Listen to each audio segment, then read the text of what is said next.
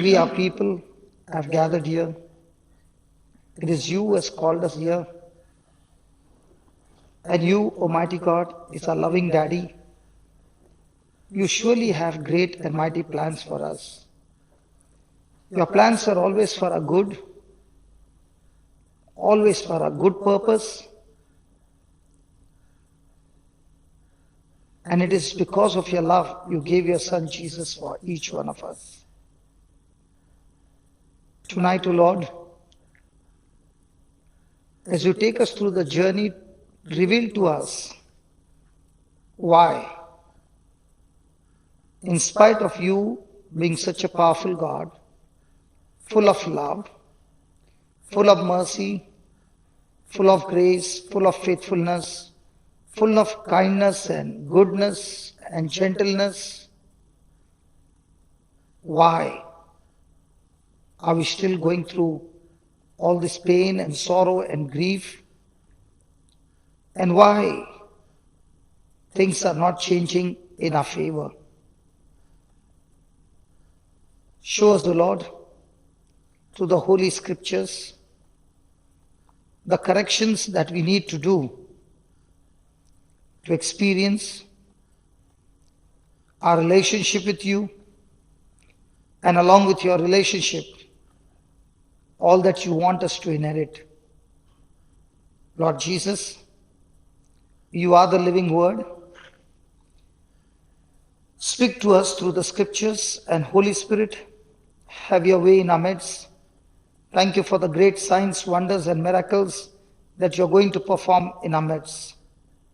We bow down to your Lordship as we are attentive to hear your word. As the Scriptures are spoken, let the Scriptures challenge us to change, repent, and make the necessary corrections to agree to your word. Spirit of God, minister to each one of us. Thank you this opportunity you have given us to come into your presence and make this correction. So here we are, with our hearts open, our minds open to your word, to be renewed, our ears anointed to hear your voice, our eyes to see your glory of signs and wonders. Mama Mary, you are with us, and you are interceding for each one of us. We thank you, Father, for taking over us and teaching us these truths. In Jesus' name, amen. Amen. Amen. Hallelujah. Hallelujah.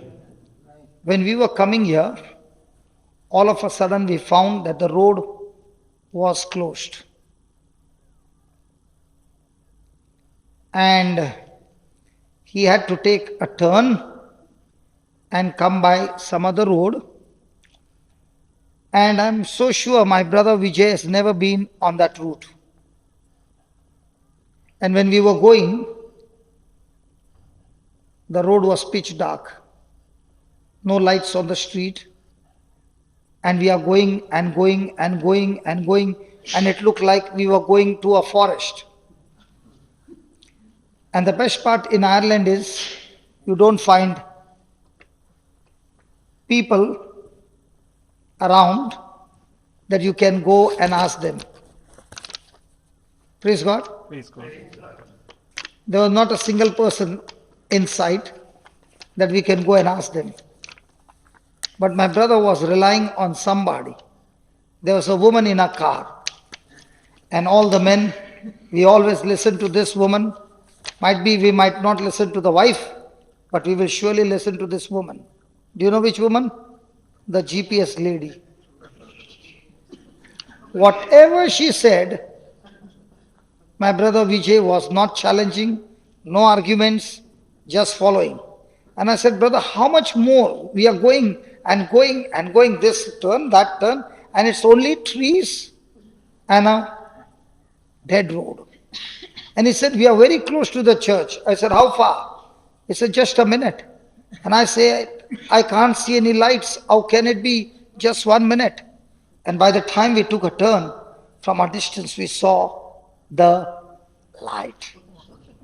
The moment we saw the light, we said, the GPS and this light is saying we have reached our destination.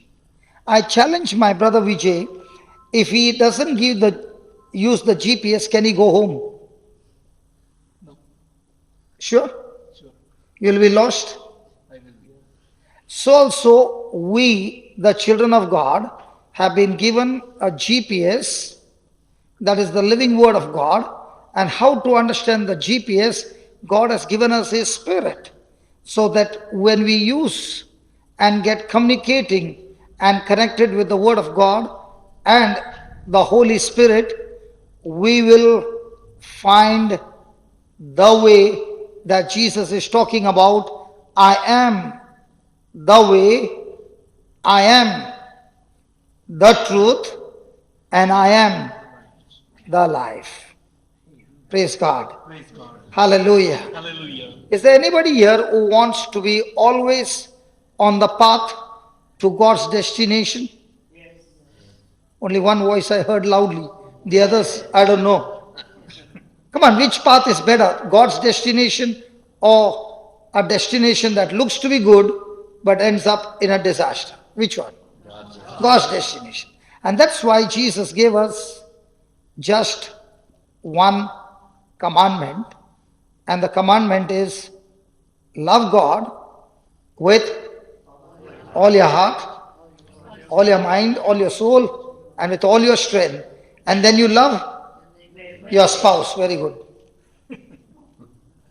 Love whom? Your neighbor. As I have loved you. Praise God.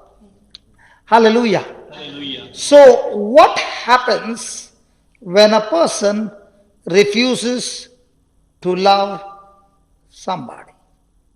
For example, is it possible for a Christian to get into strife with somebody?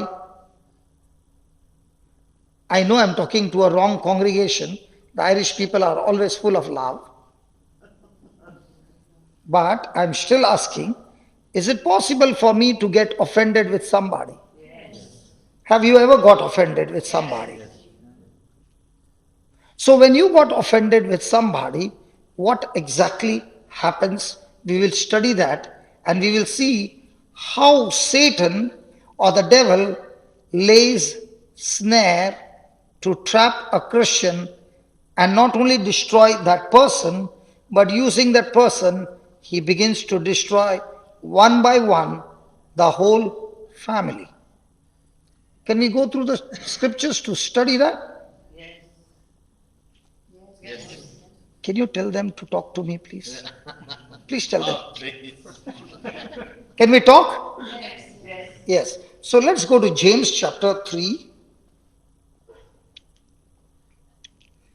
and verse number 13. Who is a wise man? Have you heard the word wise? Yes. So according to Jesus, who is a wise man? A wise man is a person who comes to church every day. No. A wise man is the one who says his rosary every day. No. Okay. A wise man is a person who is fasting and praying. No. Surely a wise man is a person who preaches the word of God. A wise man is a priest, a nun. So who is a wise man? The one who hears the word. Let's see who is a wise man. And what happens when a person is wise, and what happens when a person is foolish. So Matthew 7:24. Matthew 7:24. Are you able to read it? Yes. Who is the wise man? One moment. One minute. Therefore, Whoever heareth these sayings of mine and does them, he will liken him unto a wise man which built his house upon a rock. So what is very important? I hear the word and then I do what the word says. Then I am a wise man and I have built my house on the rock. Then what happened? And the rain descended, the floods came, the winds blew and beat upon that house. So if you are a person who is a hearer of the word and doer of the word, will the wind come and beat on your house? Yeah. Will the flood come? Yeah. Will the rain come? Yeah. Will all kinds of opposition come? Yeah. But it shall not fall, for it was founded upon a rock. So, when I am a hearer and doer of the word, does it say that I'm immune to Satan's attack? No. Satan will surely come and attack, but his attack will not damage my house. My house will stand strong. Now let's see who is the foolish man. And everyone that heareth these sayings of mine and does them not, he shall be likened unto a foolish man which built his house upon the sand. Can you do one favor? They are all stretching their neck. Yeah. Either they should go up or the screen can go up. So you can put it on the other side. All right. Okay. Can you do that? Because when they're stretching their neck, after I finish preaching, So you want to put it up on the table? All right. because the way they are stretching their neck, then I will have to pray for everybody's neck to come down. Hallelujah. Thank you, Jesus. Thank you, Jesus. So according to this word that we heard, is Satan having control over our life, or we are having control over our life? Hello? So is it going to depend on Satan's attack on my family, or is it going to depend on my response to Satan's attack on my family? My response, praise God. So if I respond according to the word of God, okay, everybody wants to see, what are you doing?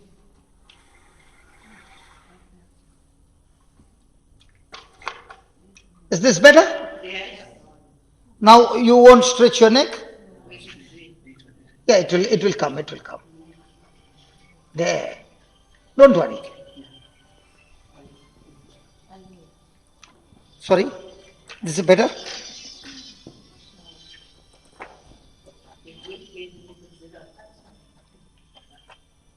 Can you put it still higher, brother? Yeah. Yes. So which one was better, that you stretch your neck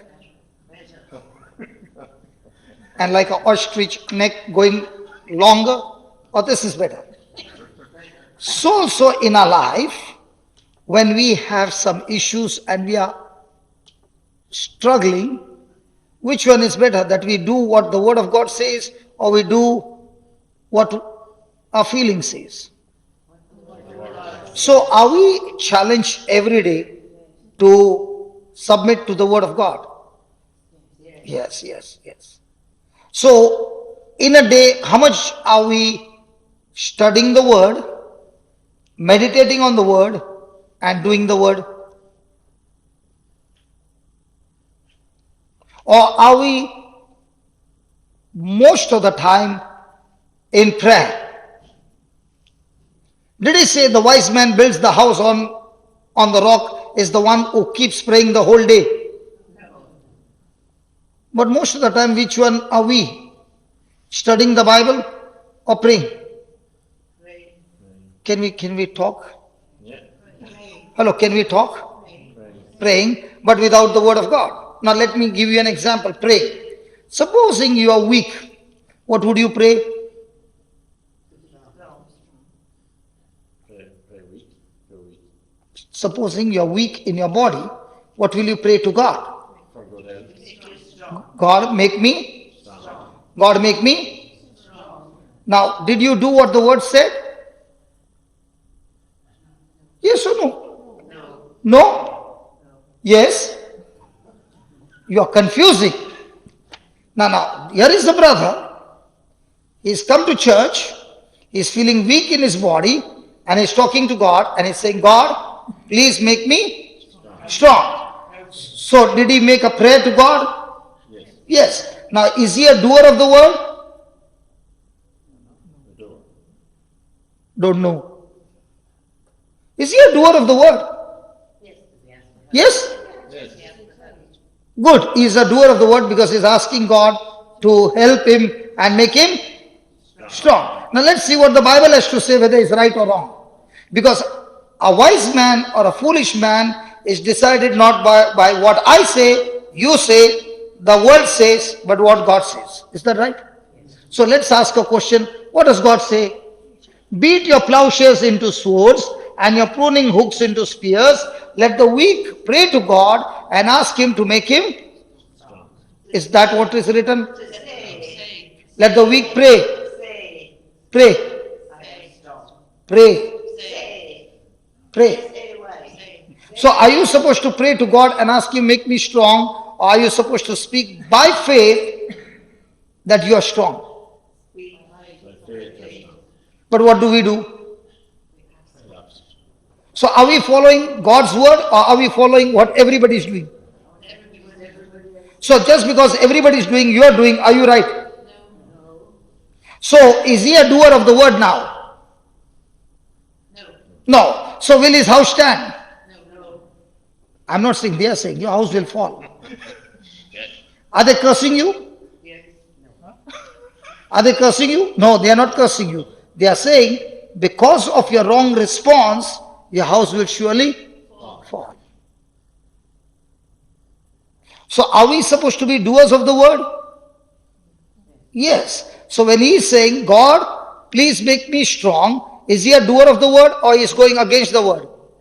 Because God never said, come and tell me, make me strong. God said, you open your mouth and tell yourself that because God is with me, I am already strong. So most of the time, are we wise people or foolish people? So can a person from foolish become wise? Yes, praise God. Hallelujah. Now let's see, what does the wise man do? What does the foolish man do? Okay, and then we'll go ahead. Give me Matthew 12:35. How many of you want God to give you good things? Come on, yes or no? Yes. How many of you want God to give you good things? First let's talk, then I'll put it on the screen. How many of you want God to give you good things? Yes. Only a few. What about the others? You want devil to give you bad things. He has given us. And how will you get it? By saying that I have it and I have received it. Okay, let's see what the Bible has to say. Whether God will give you good things, the neighbor will give you good things, the preacher will give you good things. Who will give you good things? Read. A good man or God? Hold on. A good man or God? Let's settle that first. Tell your neighbor it's not God, it's man. It's man. A good man, out of the good treasure of his heart. So in his heart is what? Good treasure. What is that good treasure? The word of God. Because the word of God is God himself. So he has got a good treasure called the word of God in his heart. Then he bring it out. Good things. So who is supposed to bring good things in your life? God? Please read that. A good man out of the good treasure of the heart brings forth good things. Now, for example, He just read, let the weak say, I am strong. Then let the poor say, very good, I am rich. Let the sick say, I am healthy. Very good. Let the curse say, very good, I am blessed. Let the bound say, let the slave say, I am free. I am free. Now he learnt all that. And now he's saying it. So as he got good treasure in his heart. Yes. Now as he is saying it and putting faith and confidence, will those good things come into his life? Yes. But if he is saying, God, please make me strong. God, I'm so poor, please make me rich. Lord, I'm so sick, even the report says I'm going to die. Lord, I've got so much of curse. My ancestor curse, my neighbor's curse, everybody's curse. Lord, I've got so much of bondage. Now, if he is going to say all this, is he bringing good things or bad things? So when a person is in anxiety or stress, is he got good things in his heart or all the problems in his heart? So when he has got problems in his heart, what's running in his mind? Problems. What's coming out of his mouth? So what's going to come into his life? So now the same person understands, and now he changes his words to I am weak to I am bold, I am courageous, I am anointed, I am blessed, I am favored, I am filled, I am rich, I am prosperous, I am protected. Now all these words that he spoke are good treasures or bad things. And when he's put it in his heart, opens his mouth and starts speaking, what will happen? He will bring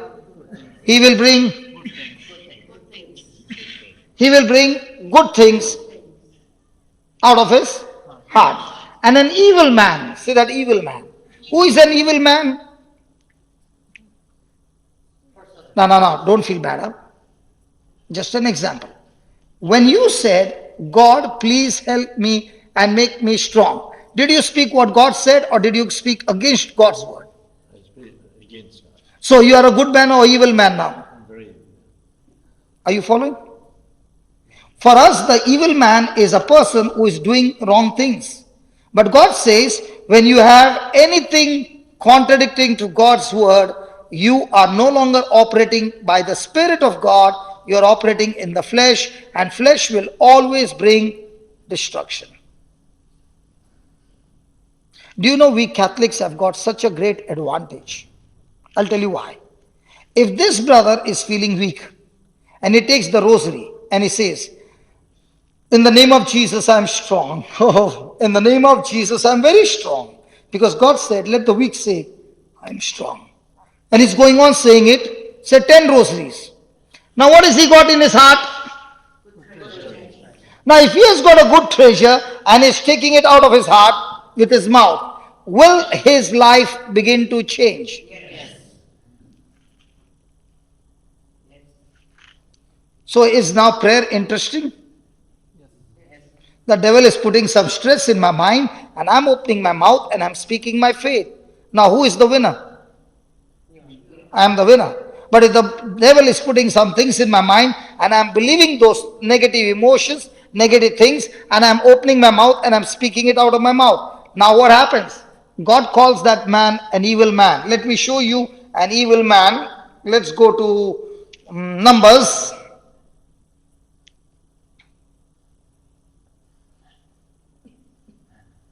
Am I confusing you? No. Sure.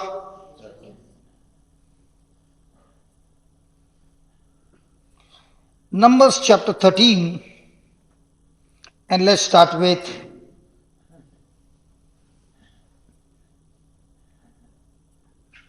(26) to 33. Are you ready?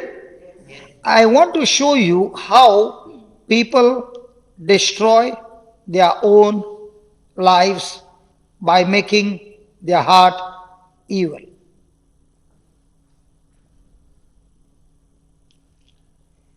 And they went and came to Moses. Who are they?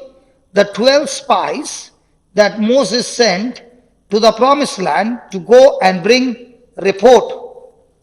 The land flowing with milk and honey. How many went? 12 from 12 tribes, and the whole Israelites are on this side. So they went and came to Moses and to Aaron and to all the congregation of the children of Israel unto the wilderness of Paran to Kadesh, and brought back, and brought back, and brought back, and brought back word unto them and unto all the congregation, and showed them the fruit of the land. And they told him and said, we came unto the land where you sent us, and surely it flows with milk and honey, and this is the fruit of it. Nevertheless, the people be strong that dwell in the land, and the cities are walled and very great, and moreover we saw the children of Anak there. Now that word nevertheless, some Bible says but. Have you ever heard the word but? B-U-T, but? Have you ever used the word but? Yes. Now they are saying the land is flowing with milk and honey, but when does the person use the word but? Come on, you all taught us English in India. We're speaking about somebody. See, you Irish people came to India? Yes. Did you all teach us English? Yes. So today is English class. When does a person use the word but? When he has doubt? Doubt. There's What else? What else? Is there a comparison? Yes. So there are two opposite things, and in between is the word but. yes. So which one does he believe? Before the but or after the but? After the but. Very good, very good. So now what are they saying? This land is flowing with milk and honey, and it's very fertile, but the cities are strong, and we saw children of Anak. Now let me give you another example. Jesus is strong and mighty Savior, and he does wonderful miracles, but the doctor's report says, I got.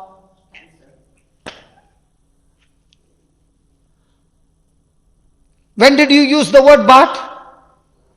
Which one did you believe? Jesus is strong, or you got cancer is strong? Jesus is strong. After the but. Okay, now watch this. Look at the fight. The Amalekites dwell in the land of the south, and the Hittites and the Jebusites and the Amorites dwell in the mountains, and the Canaanites dwell by the sea and by the coast of Jordan. And Caleb still the people before Moses. Why did Caleb still the people before Moses? Because what they said caused extreme negative emotions in these people, because they said, we left Egypt, we crossed the Red Sea, we did all those things, and now we have come to the border to enter the promised land, and now we find there are giants. Our hope has become into despair or hopeless. So Caleb stilled the people before Moses and said, let us go up at once and possess it, and we are well able to overcome it. Had Caleb gone with these people? Yes. Had he seen the giants? Yes. But Caleb is saying, come on, let's go into the battle and take over. And these 10 spies are saying, no, those giants are very powerful. Now, do we also face trials in our life? Yes. Come on. Yes. And when we face trials in our life, are we like Caleb, or are we like the other 10 spies? That we see the giants bigger than our God.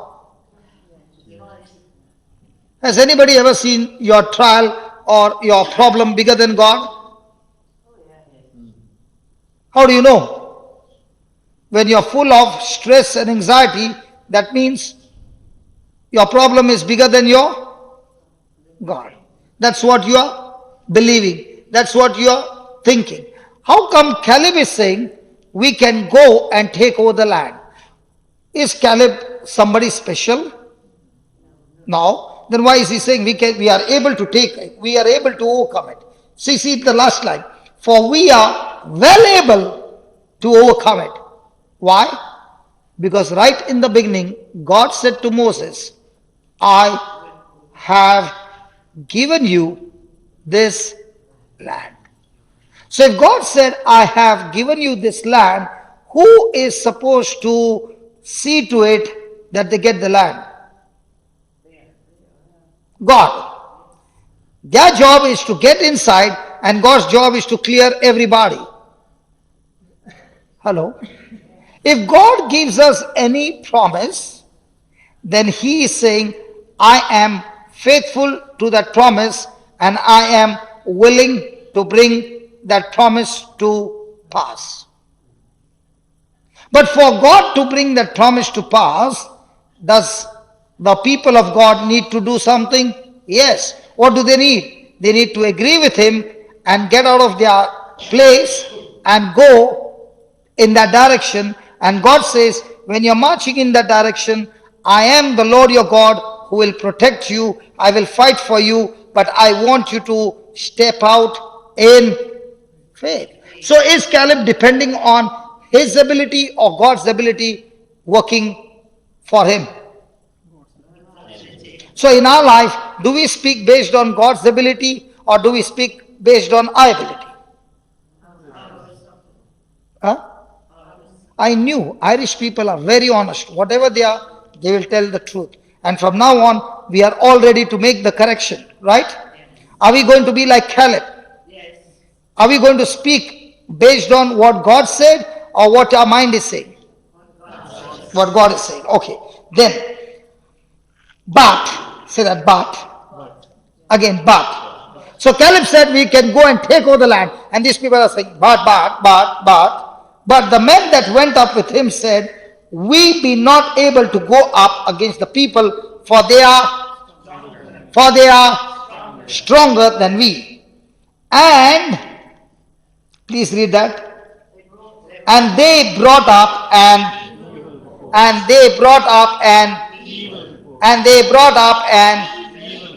now let's check the evil report.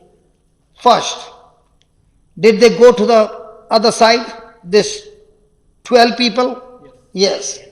Did all the 12 see the giants? Yes. Were the giants powerful? Yes. Were they any match to the giants? No way. They are very, very powerful.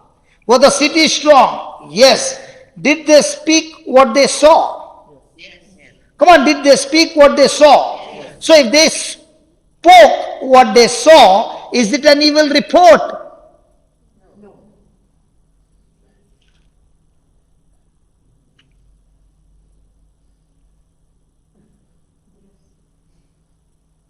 Again. Were they giants? Yes. Were they strong? Were the cities strong? Yes. So did they say what they saw? Yes. Yes. So if you say what you see, is it an evil report? Yes, no, yeah, no. If it's against the promise of God, it is. Sorry? If it's against God's promise and His word, it is. So did they say anything wrong? Oh no, did they say anything wrong? They already knew that the land was theirs. But did they say anything wrong? They only spoke what was right before their eyes. And God says they brought an evil report. Now, for example, you went out to your house and you said, I saw a preacher. His hair was black, ours is golden. Now, did he bring any evil report? We were so fair, he was all sunburned. Now, did you bring any evil report? Yeah? Yeah? So, if you say anything that you see is an evil report? No, yes, no. Okay, let me tell you, when does the report become evil? As long as they spoke what they saw. Giants are there, the cities are strong, they are strong in front. Further they'll say, we look like grasshopper in front of those giants and they eat up people. All that they say, no problem, it's not an evil report. But the moment they said, we can't take over the land, they are speaking against God's word Because God said, I have given you this land. Look at the previous one. Look at the previous one. But the men that went up with them said, we be not able to go up against the people, for they are stronger than we. So what did God say? I have given you this. And what are they saying? So are they speaking against God's word? Yes. So is it an evil report? Yes. Now how many reports do we carry evil?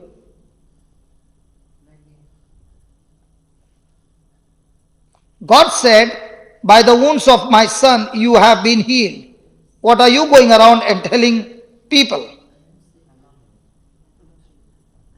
The doctor said, now are you carrying an evil report? Yes.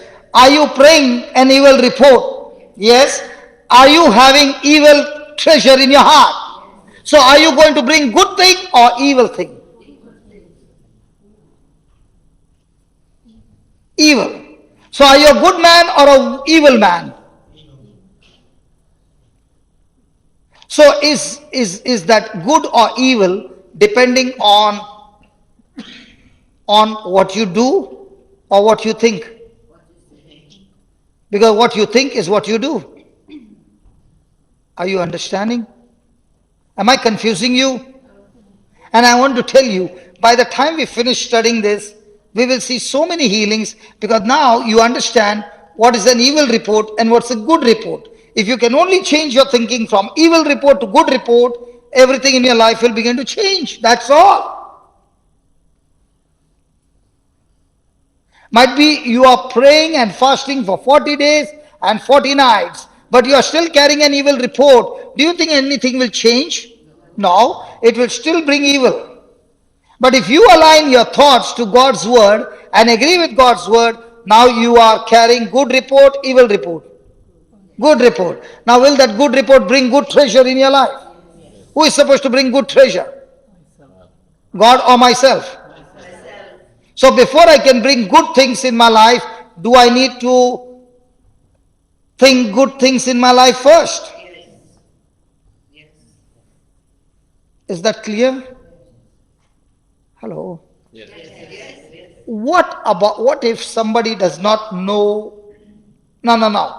What we learned just now, is it the truth? Yes, the Bible is the truth, right? Is it God's word? So is it God's instruction? Yes. Now, supposing I go to Brother Vijay and I tell him, you are a great man of God. I am thinking of driving a car. Can you just pray over me that I drive the car and I get the license? What will he say? I will not pray over you first. First go to a motor training school and get some instructions, learn over there, and then come, then I will pray over you. He said, no. You just pray over me. I will shift the gears and I'll learn on my own. So he says, if you're not praying, I can pray on my own. So I go, take the keys, start the engine, and I say my Psalm 91. Praise God. And I put the gear. And the car goes and bangs the wall behind. What was the problem? Did I look behind or did I look in front? Is the car direction going to be depending on which side I see or which gear did I put? So do I need to go to the training school? Did anybody get license without going to the training school? In the same way, God is saying, nobody gets the good treasure until they go to the training school of the Word of God. Now, whatever is damaged, God says, don't worry, I can turn it around and still bring good things in your life, provided you are willing to go and get training of my Word. Nowhere in the Bible it's given that my people are destroyed by the devil. Nowhere. But it's given, my people are destroyed because of lack of knowledge, because of their ignorance, because of the wrong teaching, because of the wrong understanding. because of the wrong thinking that contradicts God's word. Praise God. Praise God. Is that clear? So most of the time, are we wise men or foolish men?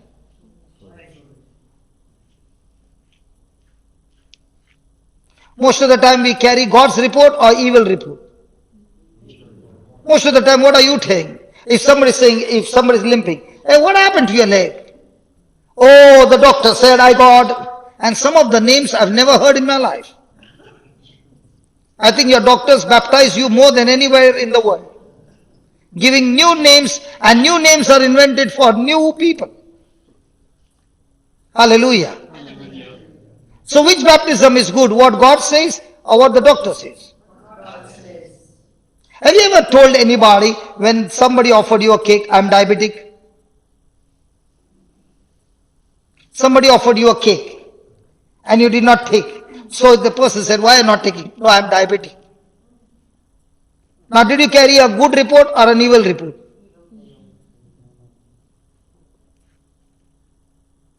Are you following, my friend?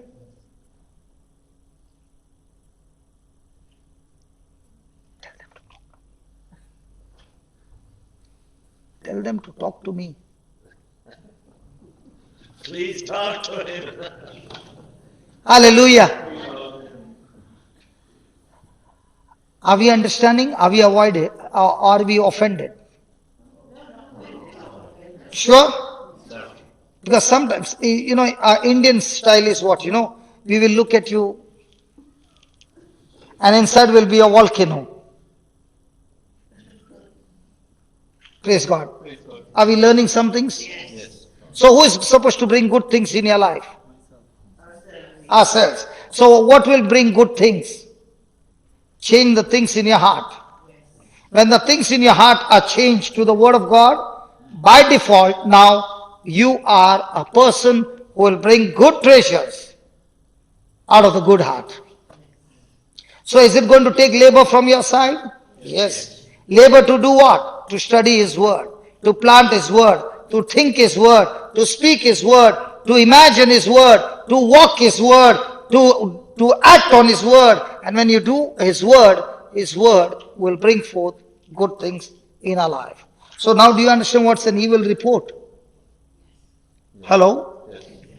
So let's go back to James. James 3:13. Who is a wise man and endued with knowledge among you? Let him show of good conversation his works with meekness of wisdom. So when a person is full of wisdom, he will show his good deeds, his character with words of humility and meekness. Have you heard the word humility before? Humble. What's humble?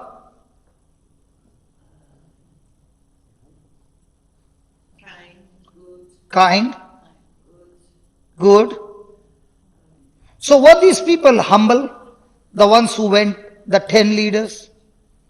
12 went, 10 gave a bad report, 2 gave a good report. Were the good humble? The ones who gave the good report, were they humble? Yes. The one who gave the bad report, were they humble? So what is humble? Humble is any person who agrees to the word of God. What is pride? Pride is any person who contradicts the word of God. Praise God. So can arrogance be pride? Yes. Can ego be pride? Yes. Can shyness be pride? Shyness? Yes. But your culture says, I feel very shy. The Irish culture is all about shyness. Shyness is pride. Why do you say that? Because they say so. Anything that is of God, the person focuses God and others. Anything that makes you focus on yourself is pride. And the Bible says, God fights, hates pride and exalts the humble. So now was Caleb humble? Yes. So will God exalt him? So the whole battle in our life is what? Should I be self-centered or God-centered? If I am God-centered, then God will surely fight the battle for me. But if I am self-centered, now God himself will fight against the pride in me. Are we understanding? Praise God. Praise God. 14. But if we have bitter, envy, and strife in our hearts, glory not against the truth. So when does a person have strife? Simple. Whenever a person is thinking anything contradicting to the word of God, he is in strife. Every time a person is aligning his mind to the word of God, he is always in love. Did Jesus say, love your enemy? Who is your enemy? Don't tell Satan, okay? Because if you say Satan, Jesus never said, love Satan. No, no, no. Satan is not your enemy. Who is your enemy?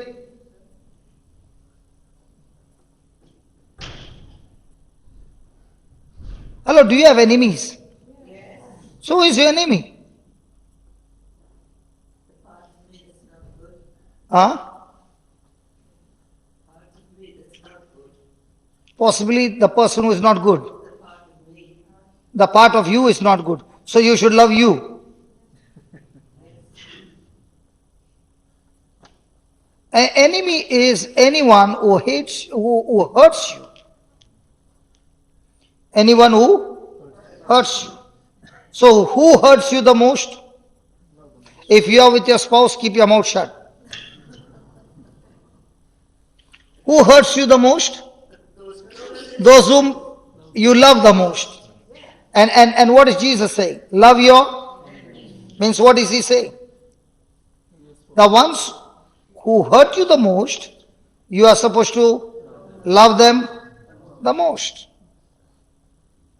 Now, is our love based on the other person's performance? Yes. You be good to me, I'll be good to you. You hurt me, I'll show you what kind of a Christian I am. So is it on performance? Yes. So the Bible says, when a person is wise, his conversation will be with words of wisdom and meekness. But if at all a person has strife, bitterness, and envy in his heart, glory not and lie not against the truth, because this wisdom or this thinking descends not from heaven, but is earthly, sensual, and devilish. Devilish. Have you ever got thought of bitterness towards somebody? Yes. Anybody married here? Yes. Now, might be for something, there was some conflict between husband and wife. Does it happen? Yes. Now, when they went to sleep, are they both showing back to each other? Because the bitterness is still there. Now, both of them are thinking what in their mind? The good things that they enjoyed in their marriage, or what the other person did to him? The good memories, praise God. I did not know the Irish community culture is that they get good thoughts. We Indians, when we are annoyed with our spouse, we will always get bitter thoughts. Huh? Bitter, right?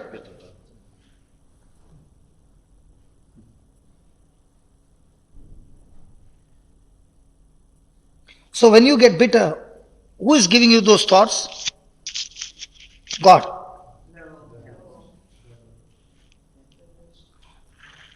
So strife brings bitterness, arguments, fights, clashing, irritation, division, and that is the tool that Satan uses to destroy marriages.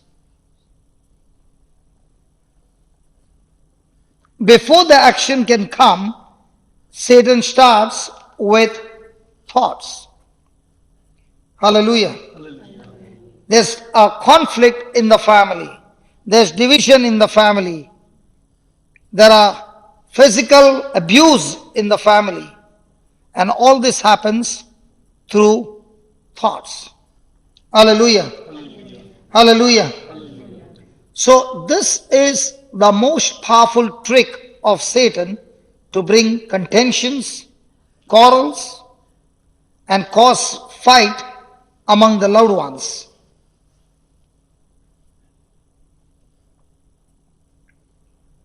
And make the person continue in that journey with pride. The person goes through extreme unforgiveness. Have you ever heard somebody say, I'm willing to forgive this person, but let that person come and say to me he is sorry? What's that? Hello, what's that? Now, I will not forgive this person until he says sorry. I will not forgive this person until I see his life is changed. Have you ever heard that? Yes. So let's say that person did not change. Is he going to hell? Yeah. But what about you? Where are you going?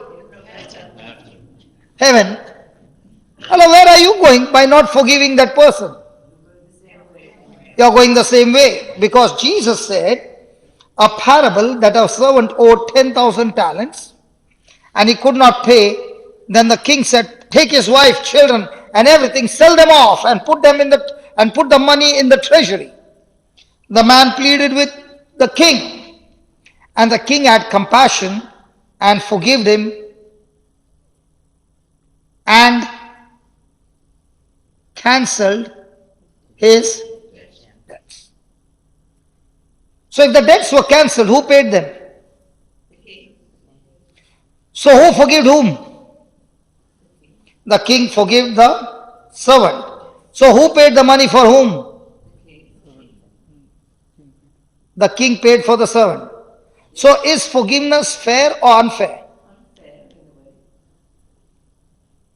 So if I say I forgive you, what is the meaning? It means that all charges put on me and I set you free. Brother, you are in accounts, right? Chartered accountant? That day we went to brother's house. He's in accounts, right? You are in accounts, right? In your accounts, is there any time accountancy like this? That he has to pay and I pay on his behalf? But in God's kingdom, the accounts are extremely unfair. Is it unfair? Yes. Hello, is it unfair? No. No? Yes. Yes? Is it unfair? Yes. Yes. Now let's see whether it's unfair. Have you committed any blunders? Yes. Do you need punishment? Yes. Has Jesus taken the punishment on himself? Yes. Was it just on his part? No, it was unfair. But did he take it? Yes. And based on that payment done, has he forgiven you? Yes. Now is forgiveness unfair? How much have we received forgiveness? 10,000 talents. How much do we need to forgive one another? 100 shillings. Is it unfair? Hello, is it unfair? When it comes to us, no, it's not unfair. It is good, it's good. Jesus, thank you so much. Hallelujah. Hallelujah, Jesus. I love you, Jesus. I love you. But when it comes to others, Lord, don't spare him, Lord. Praise God. Thank you, Jesus. What happened to that servant for not forgiving his fellow servant? He went to hell. Unforgiveness is a dangerous spirit that qualifies a person to go to hell. Why? Because unless I forgive, the Father in heaven cannot forgive me. It's the system. So do I need to wait for the other person to come and say sorry? Might be you are waiting for sorry and tonight is the last night. And that unforgiveness can qualify you to go to hell. And that unforgiveness disconnects us from God and connects us to Satan.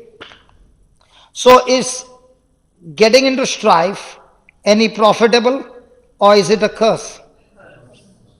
So the moment Satan gives you thoughts against somebody, do I need to entertain it or do I need to attack it by operating in love?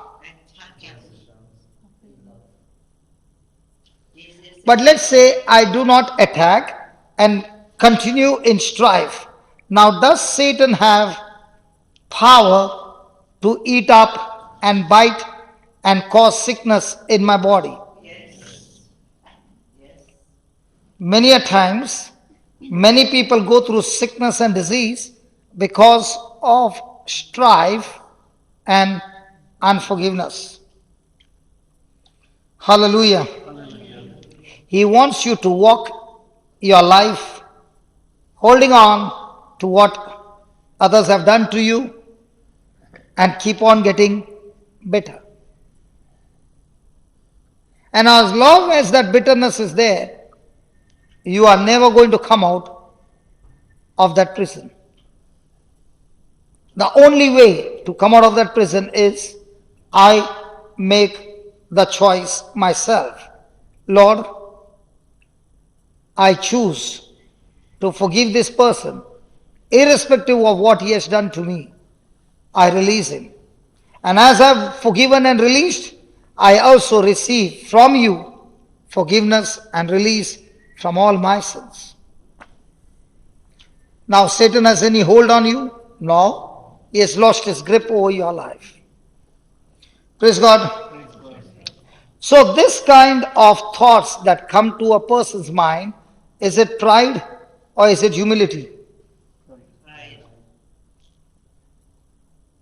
And when it is pride, who is he connected to? Ego. Satan. Now the same person listens to the word of God and says, God, if this is what your word says, I'm going to do exactly what you said. Now when a person makes that decision to do it, is he humble? Yes. So will God exalt him? Yes. Will he see amazing rewards? Yes. Will he see amazing blessings? Yes. Will he see his health being restored? Yes. So who is in charge to see whether I get blessed or I get into a mess? Myself. But do we say my future is in God's hand? Have you ever heard this? My future is in God's hand. And what is God saying? The way you respond is your future.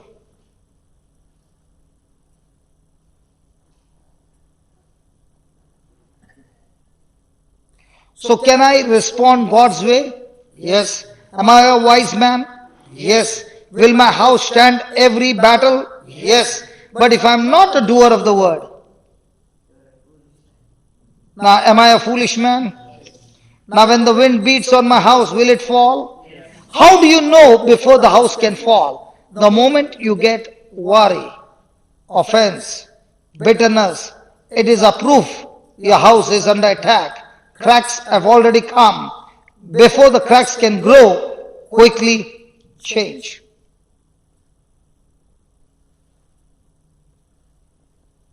Ask a question to yourself. When was the last time I got offended with somebody? How quickly do I get bitter? How quickly do I get angry?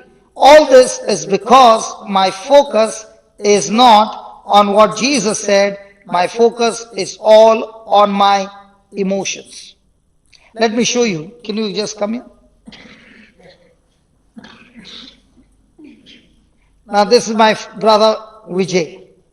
If I punch in his stomach hard, will it hurt him? But supposing he is in the martial arts, okay, and he has gone to black belt. Now when I punch him, will it make any effect on him? Why not? Because he has trained his stomach to become strong and hard. Is that right? In the same way, do we need as Christians to train our heart to be strong to love? When I was in Australia, there's a person in the team who is a black belt. So I just called him, and without saying anything, I punched him hard in his stomach. And he did not even shake. He stood there. And then I went about 20 punches, one after another. Hard ones, you can actually hear the sound. And he was not even looking at me, he was looking at the other side. And I said, how come it doesn't hurt? He said, your punches are no match for me. I take bigger punches than that. Now, was he this way in the beginning? No. Did he have to practice? In the same way, do we get punches every day? Not physical, mental punches from people? Are we training ourselves with the Word of God? No. So are those punches going to hurt us? So is it easy for the devil to give one punch to somebody by insulting us, and now we are in a strife mood, anger mood? So has the devil got me? Praise God. Hallelujah. Have you got a notebook and a pen? I want you to write down some things that we learned just now.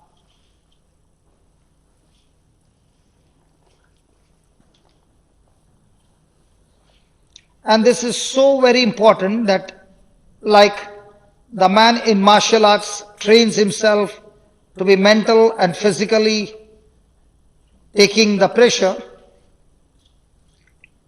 Do you have a mobile?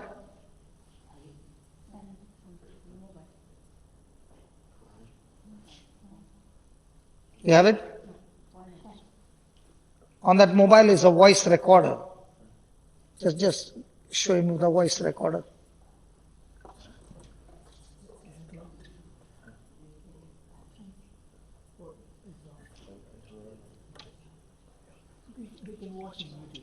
You can watch it on the YouTube tomorrow, guys. Okay.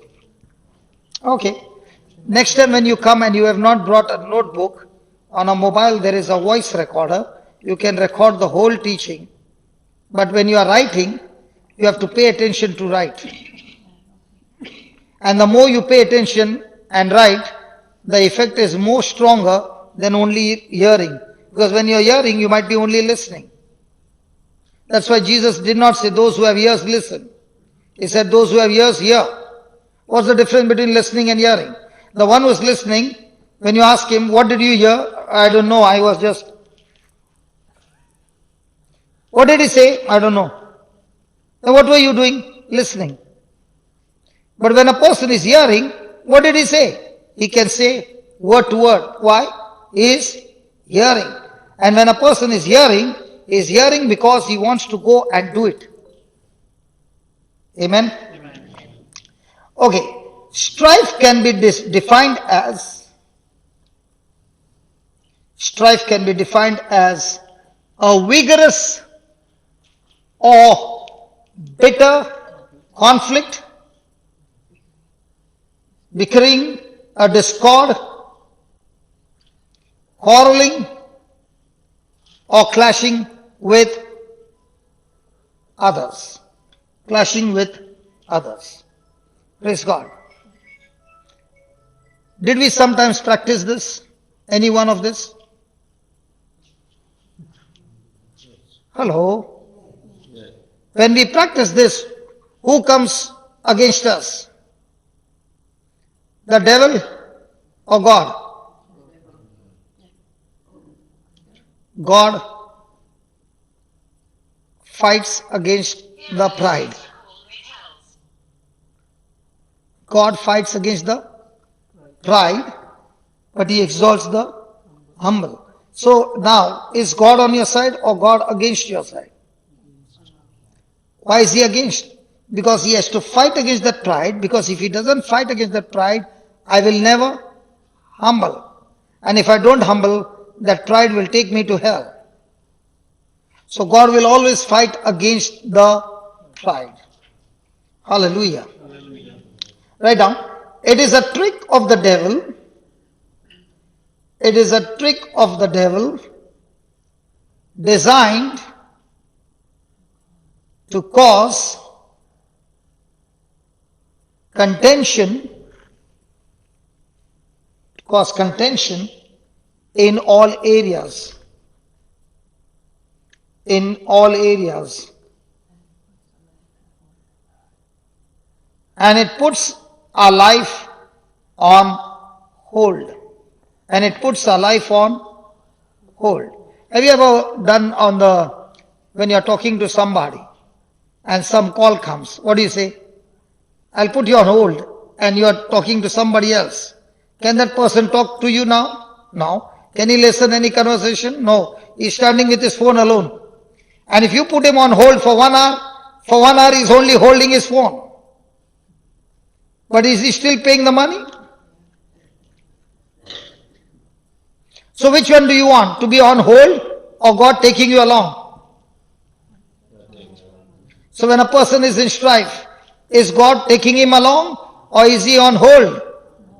Is he making any progress in God's destination? No. Strife is based in pride. Strife is based in pride. If we want to see more grace,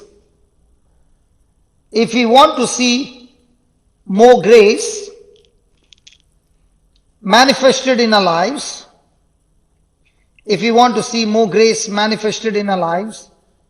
we must humble ourselves.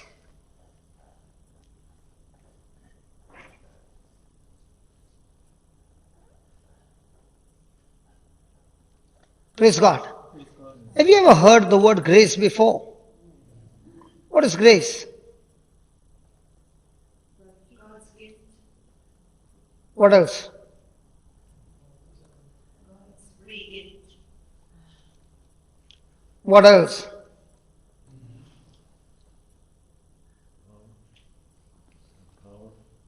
Power, yes, correct. But something more about power. give us something we don't deserve. Yes. Correct. So grace is that God is giving us His power, His name, His authority, His ability. He wants us to use on our behalf, even though we don't deserve it. So before I get a healing, do I need God's grace? So when I have God's grace, that means I have the power. And will that power heal me? Yes, when I respond to that power. For example, in your house there are many electrical appliances. Do they all have switch? Yes. But is the power supplied by the council 24 hours 7? Yes. But is the switch on? No. When you put on the switch, the power helps the appliance or operates the appliance to be put to use. But if there is no power and you put on the switch, will it work? So grace is electric power. Grace and faith is the appliances which are connected to this power. Are you understanding? Grace is the water in the pipeline. Faith is you opening the tap and the water coming in your shower. But when there is no grace, can faith work? When there is grace and no faith, can it work? For example, there is water in the in the pipe, but you never open the tap and you're saying, thank you, Jesus, for the shower. Oh, thank you, Jesus. By faith, I'm all wet. Ooh, I've applied my soap. Will you be clean? Or you need to get that water on your head? So to get that water, do you move the tap in the right direction? Now will you get the water? So grace is the water unlimited. You'll have a rationing of the water? You get one bucket everybody? Or is it unlimited? So grace of God is what? But faith is what? I use to my limitation. Example. Has God given me the grace to preach the word of God? Yes. Now, can I use this grace once a week? Yes. Once a month? Yes. Every day? Yes. Throughout the day? Yes. Day and night? Yes. Will grace get over? No. But faith is where I labor to use the grace. Are you understanding? So, has God given me, and has God given us the power called grace to heal the sick? But do we use that grace? So might be there's a next door neighbor who is sick. You have been given the grace to go and lay hands on the person and heal him. But you never went out of your house. Now is the grace there? Yes. But has that grace been put to use? No. Are you following? So these great heroes in the Bible, where God gave them victory, it is God's grace, that God's power. But did they have to plug in? Yeah. Did they have to put the switch on? Yeah. So what is plug in and switch on? They take the power and go by faith and lay hands on the sick, speak God's word, make a prayer. Now grace goes and destroys the sickness and set the captive free. So if I want to see grace manifested in my life, I must see to it that I walk in humility. But if I'm walking in pride, then the fuse that carries grace, the fuse is blown off. Have you ever had in your house the fuse blowing off? If it trips, will anything work in your house? So what do? Sit and pray? Or just put the tripper on top? Hello? Do you put the tripper on top? So when you put the tripper on top, and if the wiring is all right, now will everything work? So what is the meaning of putting the tripper up? Go and check with whom are you offended and respond with forgiveness. The tripper is put back to the original. Now grace is flowing in abundance. Can you ask your neighbor, is the tripper on right or blown off? Can you ask your neighbor? Is the tripper on or off? Only a few of them are asking. What about the others? Is your tripper on or off?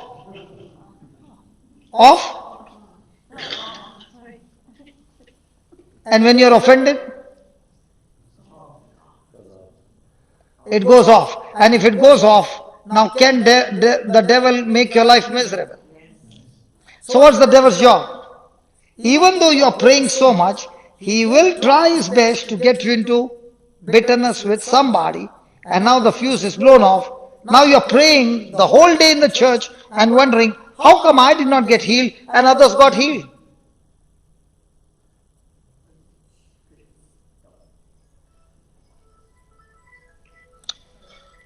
Thank you, Jesus. Now at the right time was the phone ringtone came? Yes. Now did somebody hear it? Yes. Did somebody get irritated because of the ringtone? Yes. So are you humble?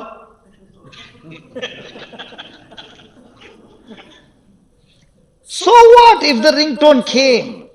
Did that person do it on purpose? No. But did that ringtone distract me? And if it distracted you, the problem is with the ringtone or with you. So, listen. If a person has got hurt, is the problem with the person got hurt, or is the problem with the person who is hurting the other? Hello? Not with the person who is hurting.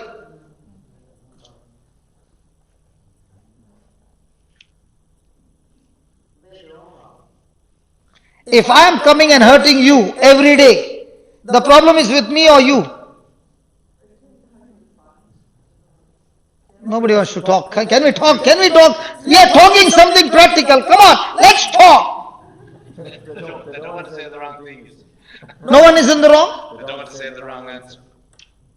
We will learn. Come on, we learn with making mistakes. Come on. Now I am hurting all you Irish people. And all you people are getting hurt. And I'm coming again and hurting you again and again. And I'm enjoying it. Now, are you getting hurt? Yes. So who is wrong? I or you? Can I have control over anybody? No. Can I change anybody? So the problem is with me or you? Let's take an example. We got to learn through examples. Okay. Jesus is crucified on the cross, right? Has he been tortured, insulted, abused, made naked? Is he bleeding all over in pain? Now, did he do anything wrong? Was wrong done to him? Was he hurt? If he has hurt, then he sinned. Even though he has been hurt, did he say, Father, forgive? So did he show love or did he show hurt? So did Jesus allow others to hurt him? No, but he allowed others when they hurt him to love them. So did Jesus stop the battle by having victory over the battle by loving them or continuing with the hurt? So when you're continuing with the hurt, is the battle still going to torture you? But if you don't get hurt, but you respond with love, now can anybody hurt you? So is others responsible to hurt you, or your response is responsible to decide? So once you understand that, now you understand, oh yeah, I cannot stop people from hurting me, but I can stop myself from being hurt. Nobody can hurt me if I made a decision, no matter what happens, I'm going to walk in love. Let me give you an example. How many children you got? 3. She's your baby? So when she was born, she was very quiet. Quiet. She never troubled you. She never cried. She waited for mom. She never demanded milk. She never demanded change my nappies. She never did anything. So all babies were crying. Did the mama need sleep? Yeah. But were they still crying? Yeah. Did the mama still feed the baby? Why? But was she hurt? When the mama just went to sleep and now the milk is given and she went to sleep. Again, what happened? Everything is wet. How many times, what irritation this is. But is she hurt? No. She forgets what the baby has done and she continues to love. Does she allow baby's hurt to rule over her life? No. But she allows love to rule over the baby, and that's why the baby, when she's crying, she's not looking for any other person, she's looking for only her mama. The other people will look here and what about the mama? Isn't it true? Now, can the baby make the mother hurt? No, because she's so much full of love. Now, can the husband make the same mother hurt? Husbands are saying, brother, don't open the mouth. Is the mama having extreme patience when it comes to the baby? But does she have the same patience when it comes to her husband? How come you gave that answer so fast? All the other answers, they took such a long time. This one came so fast. Hallelujah. So, can I allow grace to manifest in my life because I refuse to walk in hurt? So, can other people control my life? No. If I respond their way, then surely they have control over my life. For example, I and Brother Vijay are enemies. We did not talk for 2 years. He invited him for a feast. And Brother Vijay is in his house. And he is so much in good mood. And I walk in. The moment he sees me, his mood is changed. Now, is he my slave? Did I speak to him anything? But my very sight has made him crazy. So is my sight controlling his life? Is he my slave now? Because he is hurt. When I'm hurt by somebody, I have given a freedom for the other person to have control over my life and my future. I am his slave. But when I refuse to get hurt and I walk in love, I am walking in my freedom. So my freedom depends on him or me. Now when Joseph's brothers sold him as a slave, was Joseph carrying the hurt and the offense, or was he looking to God? So was he a slave? Physically was he a slave? Yes. But in his mind, was he a slave of his brothers? No. What if Joseph had to get into strife? Would he ever become a governor? Never.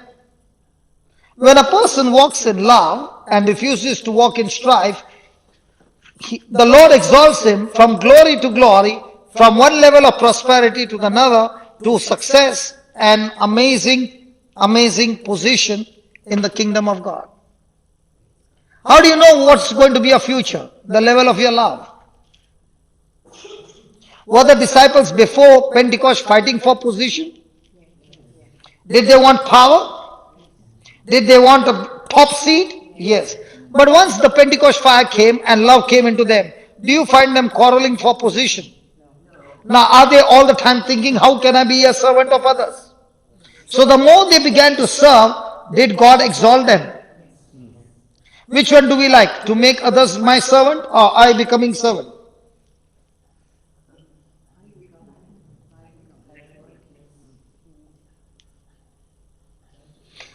Praise the Lord.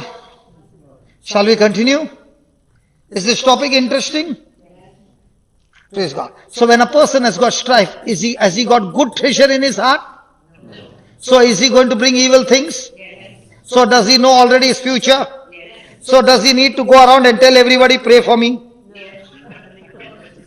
What happens when there is a crisis in the marriage and the person goes around and tells everybody, keep me in prayer, and is in strife with his spouse?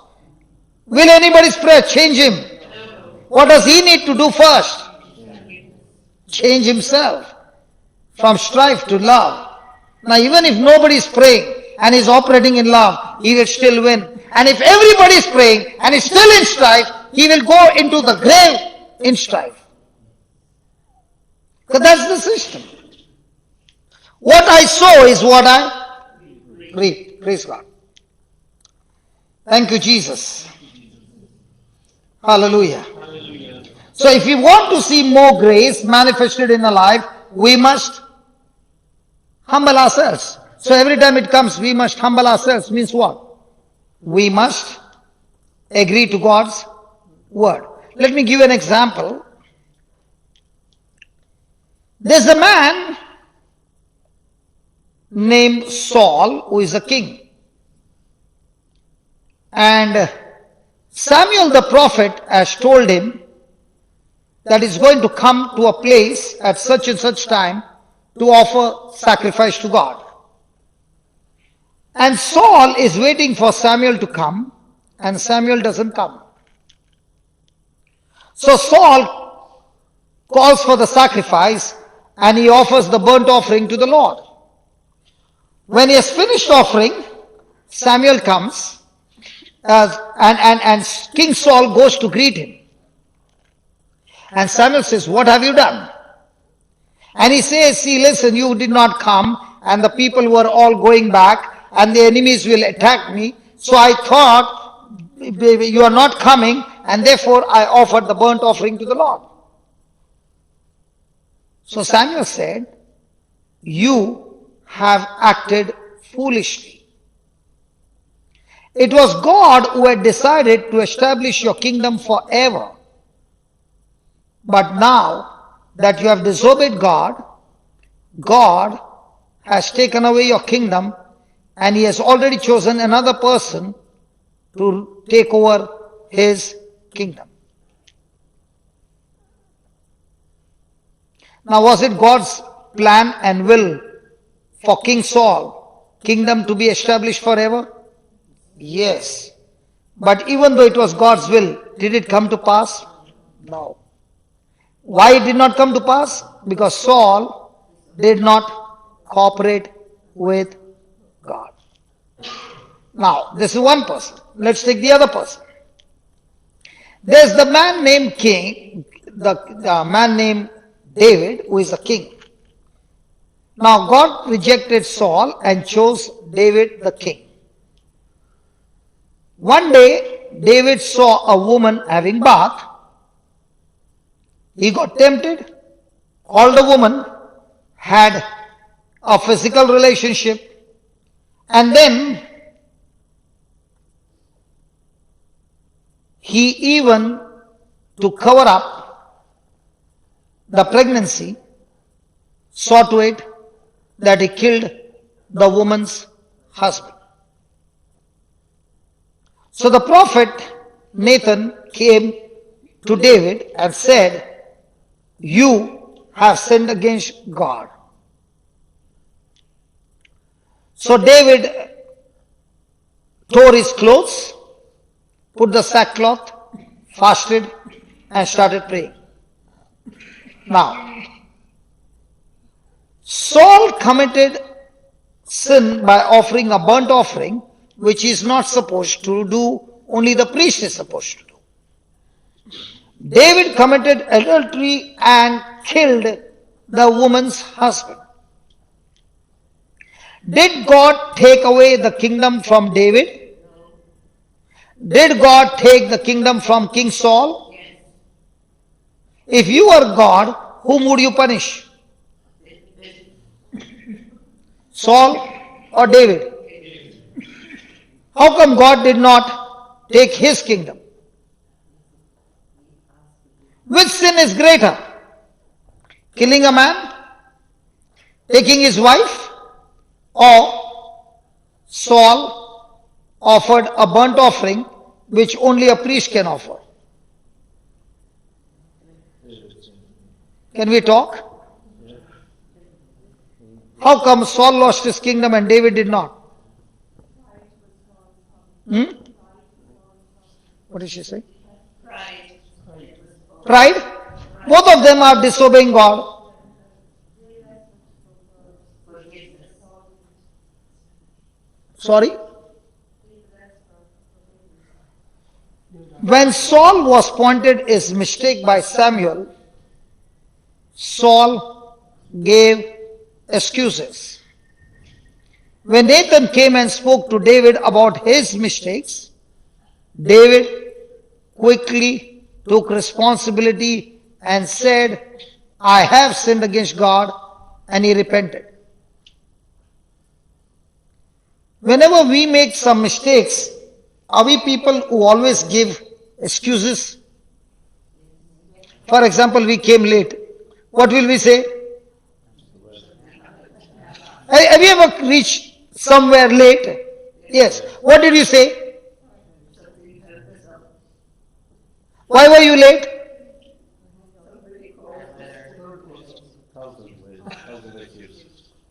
The traffic. Do we say that? Or do we take responsibility? What about David? Did he open his mouth? No.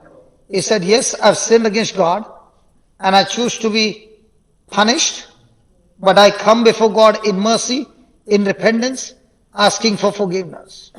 Did God forgive him? Did Saul ask for forgiveness? He always gave excuses. A person who gives excuses, is he humble or pride? What about David?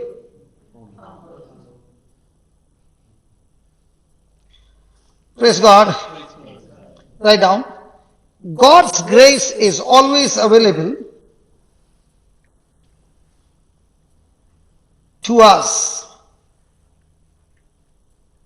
God's grace is always available to us.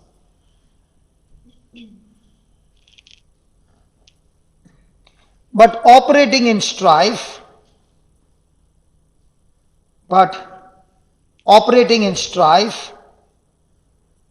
opens the door for the enemy, opens the door for the enemy to come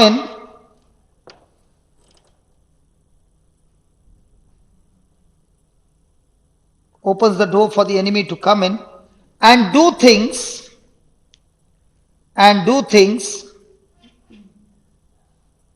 he normally would not be permitted to do. And do things he normally would not be permitted to do. So the Bible says the thief comes to steal, kill, and destroy. But I have come to give you life in abundance.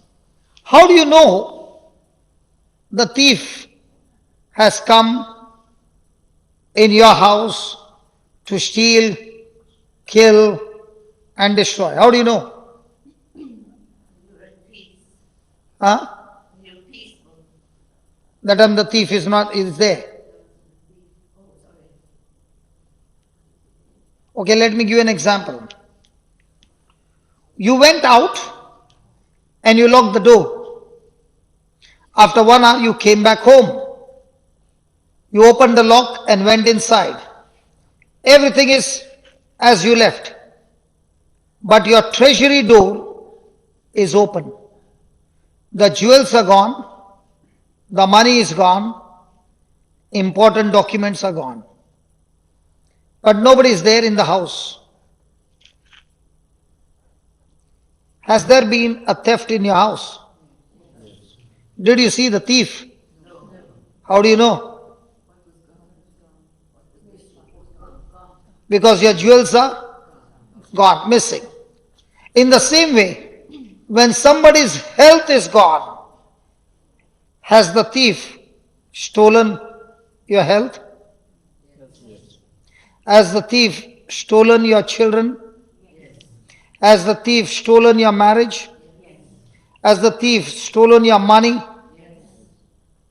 When you see all that God has promised us is not manifesting, but instead of that, the negative things are manifesting in my life, it is a proof the thief is in your house stealing your goods.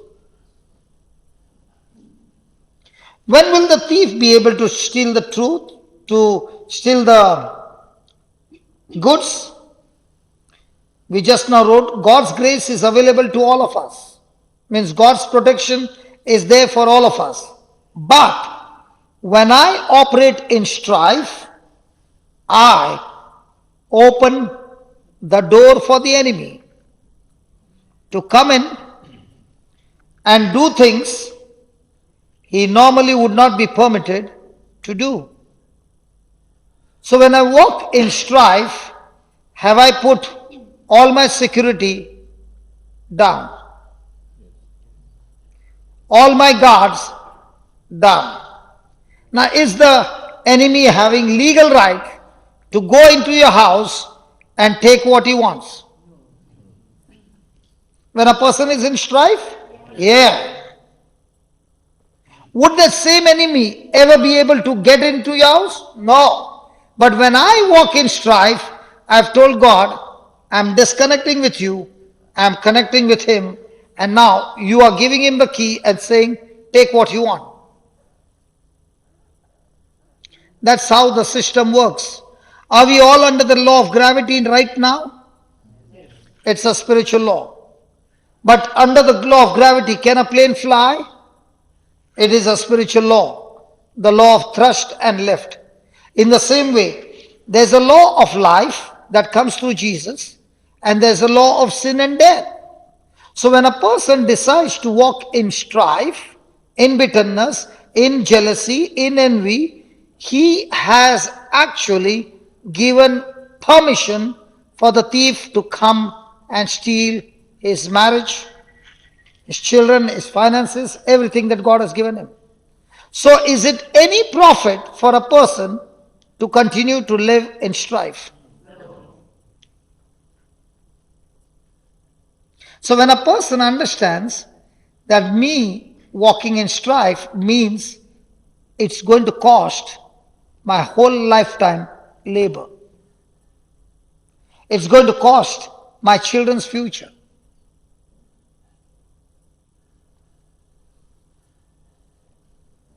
So what is Satan's trick? He will use somebody and cause you hurt and pain and keep you there over and over again so that every day he can come and steal all the good things God has given us. Hallelujah. Hallelujah. Hallelujah. Hallelujah. Write down the next line, very important. This spirit which strife, this spirit aims at destroying everything, that is dear to us. That is dear to us, but we do not have to tolerate it.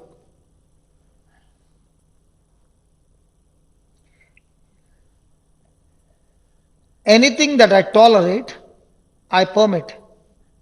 Anything that I do not tolerate will bring change.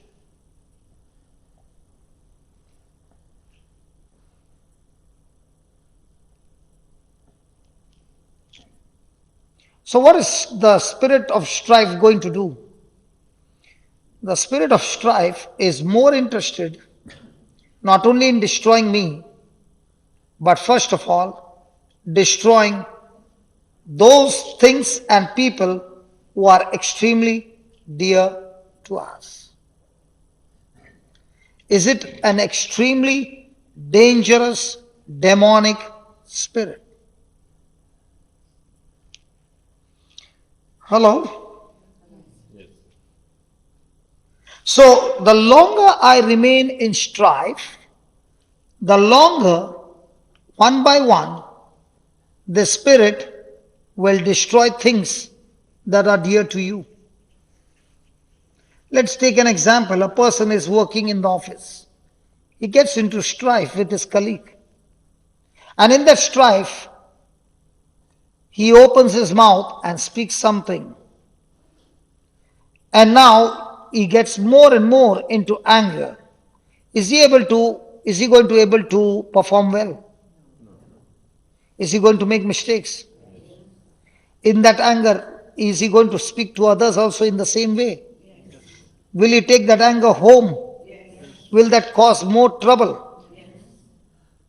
Now he has not only destroyed his job, he has destroyed his family, he has destroyed his health, he has destroyed his finances, just because somebody insulted him. And when all these things are lost, in his anger, can he go and kill that person? Did Cain had strife towards his brother Abel?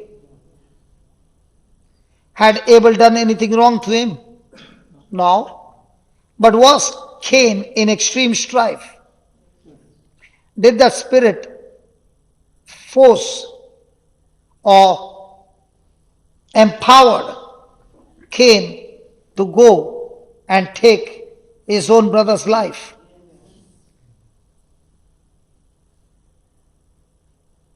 Is it an extremely dangerous spirit? When this spirit of strife comes, you begin to insult, abuse, and hurt the ones who are very dear to you. Praise God. Shall we continue? Is it a good topic? Is it demanding us to make some corrections? Yes. Right now, there will always be people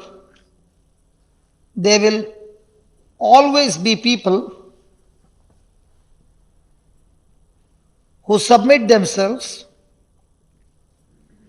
There will always be people who submit themselves to strife, but we can limit its operation,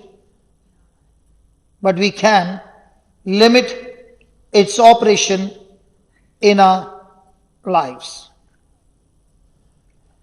There will always be people who submit themselves to strife, but we can limit its operation in our lives. Let's take an example. Was a Pharisee named Saul extremely in strife, anger, and bitterness towards the Christians? Did he persecute the church? Did he kill? We don't even know the numbers. Was he one of the reason why Stephen got killed? Now the same Saul was filled with the spirit of strife. And that's why he was confused. He came against the Lord and his people. Supposing you were God, what would you do to Saul? That's all. What if he had to wipe out your whole family? And you're God.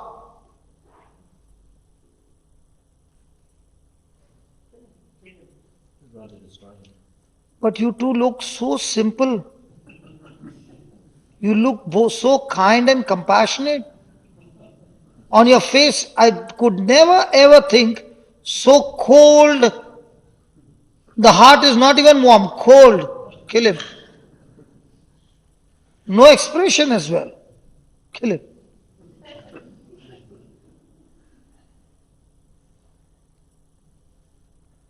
And thank God you were not God. Otherwise Saul would never become Paul. Did God get into the spirit of strife and revenge? Did God forgive him? Did he give him his spirit? Now did Saul become Paul, who became such a blessing to the church? Come on. So when a person decides to stop walking in strife and starts walking in love, now the same Saul who was working for the kingdom of darkness, now with love, did he go around destroying the kingdom of darkness? Yes. So the more and more we walk in love, will we be able to destroy the works of darkness? How do you know? I was thirsty. Can I take a small drink? Or will you get into strife? Can I drink? It's water, okay? If I said, can I drink? They might say he drinks and then he preaches.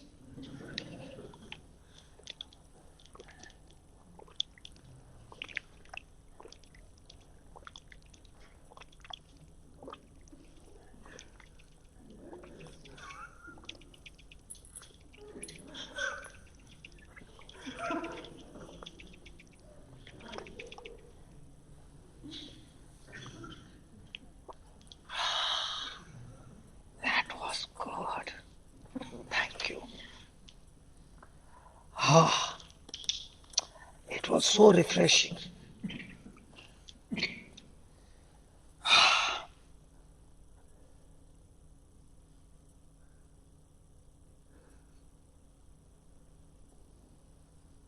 Feeling so good.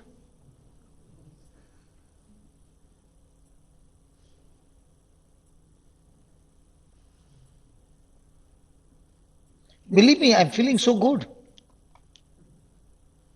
Why am I feeling so good?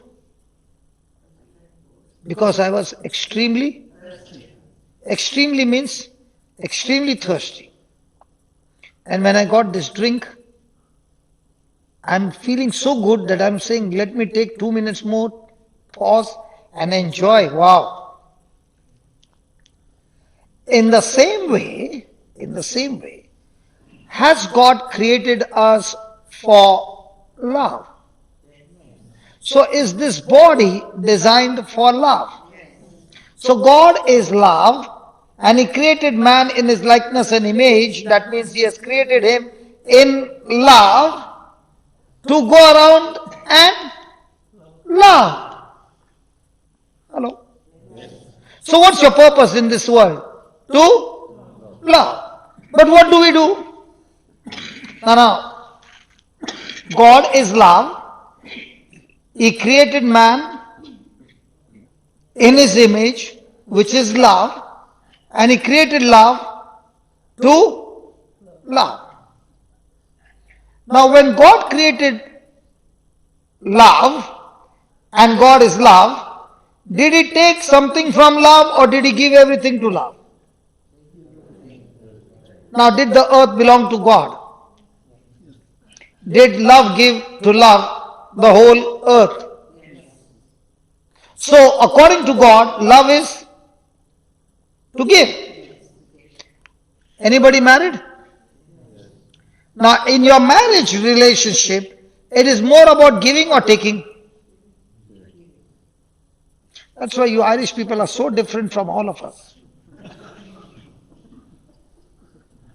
In the, might be your generation it was giving, but the younger generation is what? You give me this, and this, others I'm going. You satisfy me, others I'm leaving you right now. It's all about me. Have you ever heard the word divorce? What's the meaning of the word divorce? Divorce means I have my demands and you are not satisfying me and that's why I'm leaving. What's love? I am here to fulfill your demands. Does God love us? Is He taking anything from us or is He giving us everything? So God's definition of love is to give. Man's definition of love means, you brought this diamond ring for me, I love you so much. But how come you brought only 3 diamonds? That man brought for his wife 3 rings of rings. And you brought me so small one. I know. Why are you looking at him?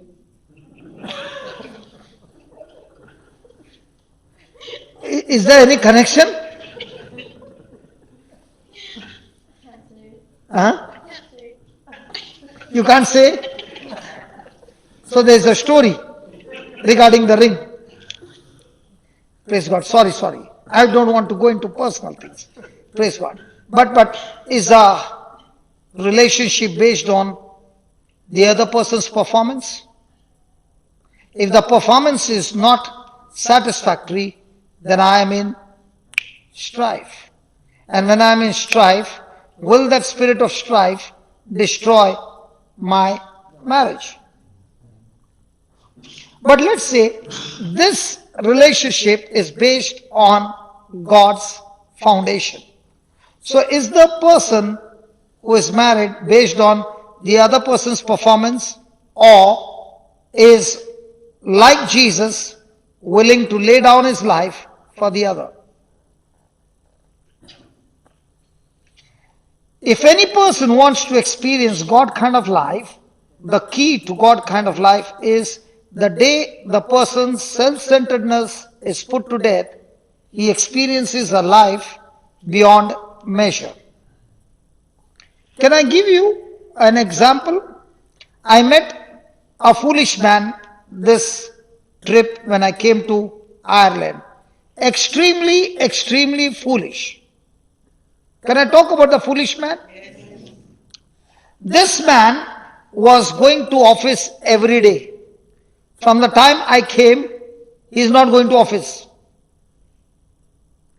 So, he is not getting his salary. He is using his annual leave because he has to take me around.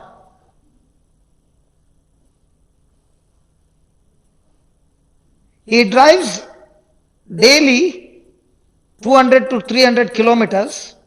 While bringing me, I am going to sleep in the car. When going back, I am sleeping in the car. And this foolish man doesn't go to sleep. And let me tell you more. This foolish man gives me a house to stay and doesn't charge any rent. And he gives me good food. And his wife also is foolish. She is not even telling her husband it's time to go to work. She is also saying, as long as he's there, you also don't go to work. Now, will this foolish man get salary?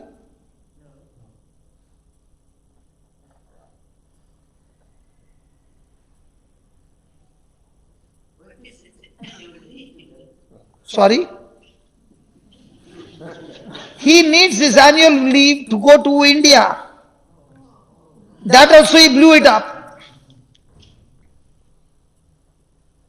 And every day we reach at 1 o'clock or 2 o'clock. And today something special happened. One foolish man called the other foolish man from the other side. And I saw that other foolish man also has come to church today to take me to his house. And from now on till the December 2nd, he will be taking holiday and driving me all around. Hello? If he is not going to work for 2 weeks, has he lost his money? Is he putting fuel every day? Driving the car? Sometimes it so happens, he falls asleep, so he parks the car at the side at 2 o'clock, then gets up, then drives and reaches me home, and then he wakes me up. So am I a wise man? And the one who is driving is a foolish man. Look at him, he's still laughing. And the best part is, in Ireland, I found two foolish men, both losing their salary. 2 weeks, 1.5 week he, 1.5 week he. And both are using their annual leave and still laughing. And while going, they are asking, tell me, when are you coming next time? To lose more salary.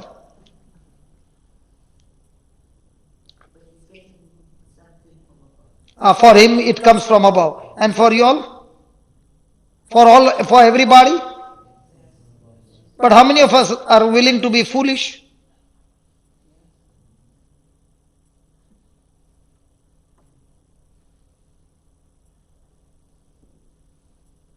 And among these two is another foolish man. This foolish man left his house in August. And he will go home in January. That's me.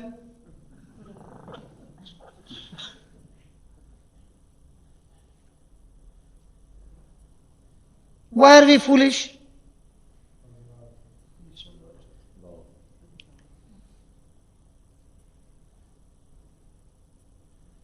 The joy to see so many lives changing with these truths.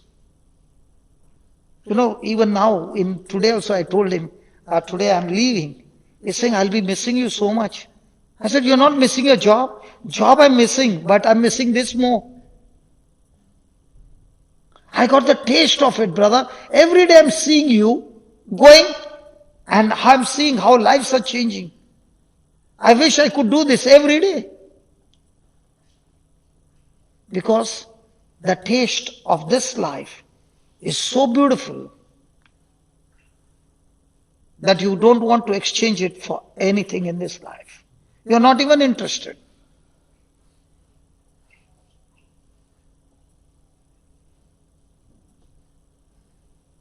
I left home in August and there has not been a single day holiday. And the reason is only one thing.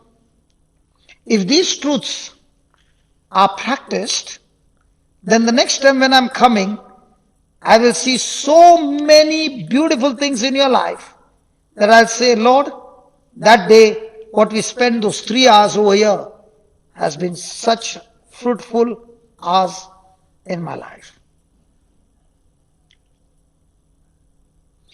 I had come to Ireland only for 8 days. And the reason I came was that my brother Amal called me one day, and he was calling me for a long time, and he was saying, come to Ireland. I said, I'm not coming. Come to Ireland. I'm not coming. Then one day he called me up and said, my dad came and he planted a few seeds and they have grown small plants, might be about 14 or 15 people, and they've got the taste of the word of God. If I don't find a gardener to water these plants will surely die. So I'm looking for the gardener. Do you know any gardener who can come and water these plants? And I started to weep. And I said, brother, I am coming to water the plants. Even now when we meet together on the phone, we say, how did God bring me only to water the plants? I was in Strife. I'm not coming here. Because when I went to Sweden and Paris, those trips were the most unsuccessful trips of my life. Because when I went there were hardly any people who came. The tickets were bought, the hotel charges, all those charges. After putting all that money, you got nothing as harvest. So the money went wasted. So I said, if I come to Ireland, the money will go wasted. Instead of that, if I go to Africa, and I'm going in January to Africa, I'll be getting at least 100,000 in 12 days. So imagine if you are a businessman and you're putting money, where would you put? Are you following? So I told him, coming to your country, I'll get 10 or 12 people. That much money if I put there, I'll get a big harvest. But God had a different plan. I came for 8 days, and then I came again, and then I came again, and now this time my brother Amal was asking me, hey, how do you feel like coming to Ireland? I said, now I feel that Ireland has become my home. Why do you say that? Because in those days I came to water the plants. Now I can see garden everywhere. And this garden is spreading at such high speed that people who are studying these truths are not only changing their lives, but now they are going around changing other people's life as well. Is that right? I came on the 10th of November till the 2nd of December. There is going to be no holiday in Ireland. Why is there no holiday? Because time is running out and we have to do the assignment, the job, before God calls us. Are we all responsible? Today's gospel was about the talents. Hello? Do we want to end up having one? But the one who had one and did not use and bring any profit, he was thrown where there was gnashing of the teeth. Praise God. What's the time? Up to what time? Yeah, that's why I asked you. Yeah, another half an hour. Another half an hour. We'll finish only one more line and then we can take it. There will always be people who submit themselves to strife, but we can limit its operation in our lives. We finished that, right? Yeah. Okay, last line. God's word, God's word teaches us how to stand up against strife.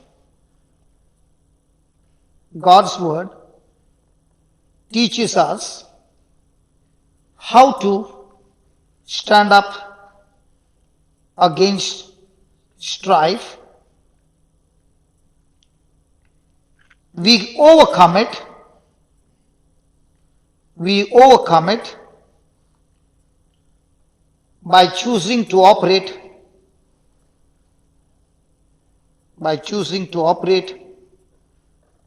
in the love of God.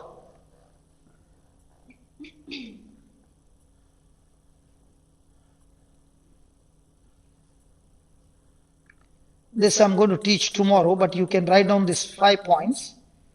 How can I overcome strife? Anybody who wants to overcome strife? There are 5 points that you can overcome strife. We'll learn it tomorrow. First one, we got to learn to crucify the flesh. Second one, we got to recognize our real battle is not against flesh and blood, but against the powers of darkness. Third, we got to learn to stay in love. Fourth, we got to stay humble.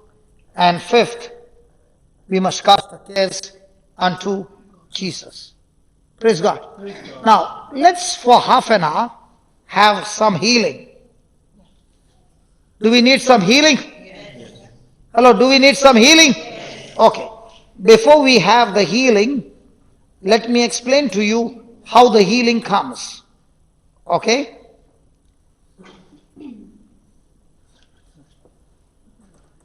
How the system works. In the Bible, we find Jesus is on his way to go to Jairus' house. And there comes a woman who has a bleeding problem for 12 years. Just put that. And the Bible says that this woman who was suffering from 12 years had gone to many doctors. She paid the money and her money also got over. But she did not grow better, but she rather grew worse. Then one day she heard about Jesus and she came through the crowd, touched his garment, and she was healed. Because she said, if I just touch his garment, I shall be healed. Now, let us study the system, how it works. Now, this electric power is giving us light. Is that right? If I take off the bulb and put my finger there, what will happen? You will see light all over me. Will I die? Good. So, is this electric power capable of killing me? Yes. But will it kill me all the time or if I don't follow the system? But if I follow the system, will it ever kill me? It will always work for me. In the same way, watch this. No, just put the previous one. Okay, this one. Let's study this one. Can we read it? She had suffered many things of many physicians and had spent all that she had and was nothing better. Now these two things, she suffered many things of many physicians and she spent all the money. Now in her mind, what must be happening in her mind? What is she thinking? Doctors, money, medicines, reports, symptoms, everything the same, or getting worse? So a mind is full of problem or full of, hello, full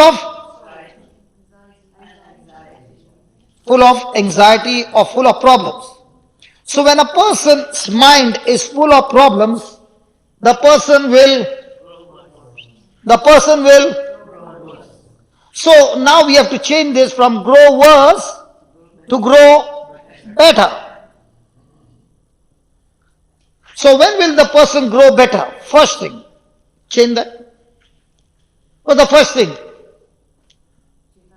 She heard about. Now what do you think she must have heard about Jesus? Yes, very good. When Jesus laid hands on the people, they died instantly. And there was funeral on the ground, so many funerals. So she thought, if I go, I will also die and they don't have to suffer anymore. What do you think she must have heard? The good things. So when she heard the good things, what kind of thoughts have come to her mind? Good thoughts. Like Jesus opening blind eyes? Jesus opening blind eyes? Deaf ears? Paralytic getting healed? Even the dead being raised? What about the demons coming out? Everything? Okay. Now is her mind full of what she heard? Yes. Now is she thinking, if I go there, I will get my healing? So is her mind focused on that? Okay. Has any wife ever seen the husband watch soccer on TV? At that time, the husband is sitting close to the TV or right at the back? Oh, in Ireland they sit right at back? Close to the TV. And now the ball is close to the goal post of the opposite team. Now is he at the edge of the seat and moving his body? I'm asking you. Now at that time you are calling his name. Can he hear you? Hello, can he hear you? And now you are coming and standing in between the TV and him. Now is he over there looking at you, or? I'm asking you, come on. Why is he doing all those things? So that means his mind is full of what? Wife, very good. Come on. His mind is full of what? Football, his match. In the same way, with that intensity, is this woman thinking about Jesus? Now, what is your thinking about Jesus? What is the force? What is the pressure? Is it the same? Or Jesus, I know, is a good man. He heals some people, I know that. Or is it like that? How you see football? Which one? She heard about Jesus, she came in the press behind and touched his garment. Now, when she saw the crowd, could she see the crowd or she could see only Jesus? But was the crowd there? Did she say, oh my God, how am I going to go through the crowd? Did she say, how am I going to grow my faith? Did she say, should I get up at 3 o'clock and say my prayer? She said, nothing of that. Her mind was full of Jesus. What about the sickness? It was still there. What about the symptom? It was still there. But what was she full of? She was full of. Did she say, my faith is a little weak? Did she say, I have to grow my faith? Did she say, I don't know what will happen? She was so much taken up by what she heard about Jesus that she was full of Jesus. She was full of Jesus. She was not full of healing. She was full of, hello, that's where we go wrong. She was not full of healing. She was full of Jesus. And what was she full of? Jesus. Jesus heals. Jesus loves. Jesus is kind. Jesus is compassion. Jesus touched. Jesus did not even ask any question. Jesus did not condemn. Jesus did not insult. Jesus did not punish. He is full of love. He is full of love. He is full of love. He is full of love. He is not taking any holiday. He is going from place to heal people. And when he is healing people, he is not even charging money. It's free. Praise God. Then what happened? What did she say? If I just touch his garment, I shall be healed. So why is she coming to a conclusion, if I touch his garment? Because what she heard about Jesus is, he opens his mouth and speaks words.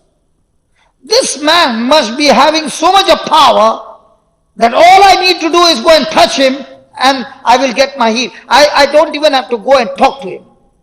Because she can't talk to him, because she has got a bleeding problem. And a bleeding problem means she can be stoned to death if she comes out in public. So a problem is she can't even tell Jesus, I got a bleeding problem. Because the moment she says, I got a bleeding problem, might be Jesus might keep quiet. But the people who hear, according to the Jewish law, they will kill me. He has got solid power, and I'm going to touch him. And I'm going to touch him, and when I'm going to touch him, his power will flow into me. Shall we have the same demonstration tonight? Come on, I want somebody who has got extreme problem in the back. The bones. Any problem with the bones? When it's time to get your healing, nobody wants to get up. Arthritis. I'm going to call him afterwards. Because let him see. When he sees others getting healed, his faith will rise up. Can I get somebody?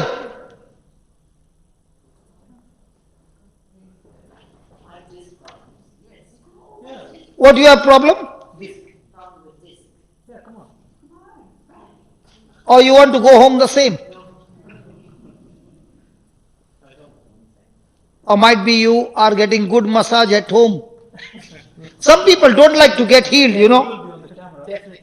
That's not a problem, yeah. She looks beautiful. She looks beautiful. And her healing is going to bring so many healing to so many people. Don't you want to bear witness? Yeah. Okay. What problem you got? Just 2 discs give me trouble. Did you go to the doctor? Yes.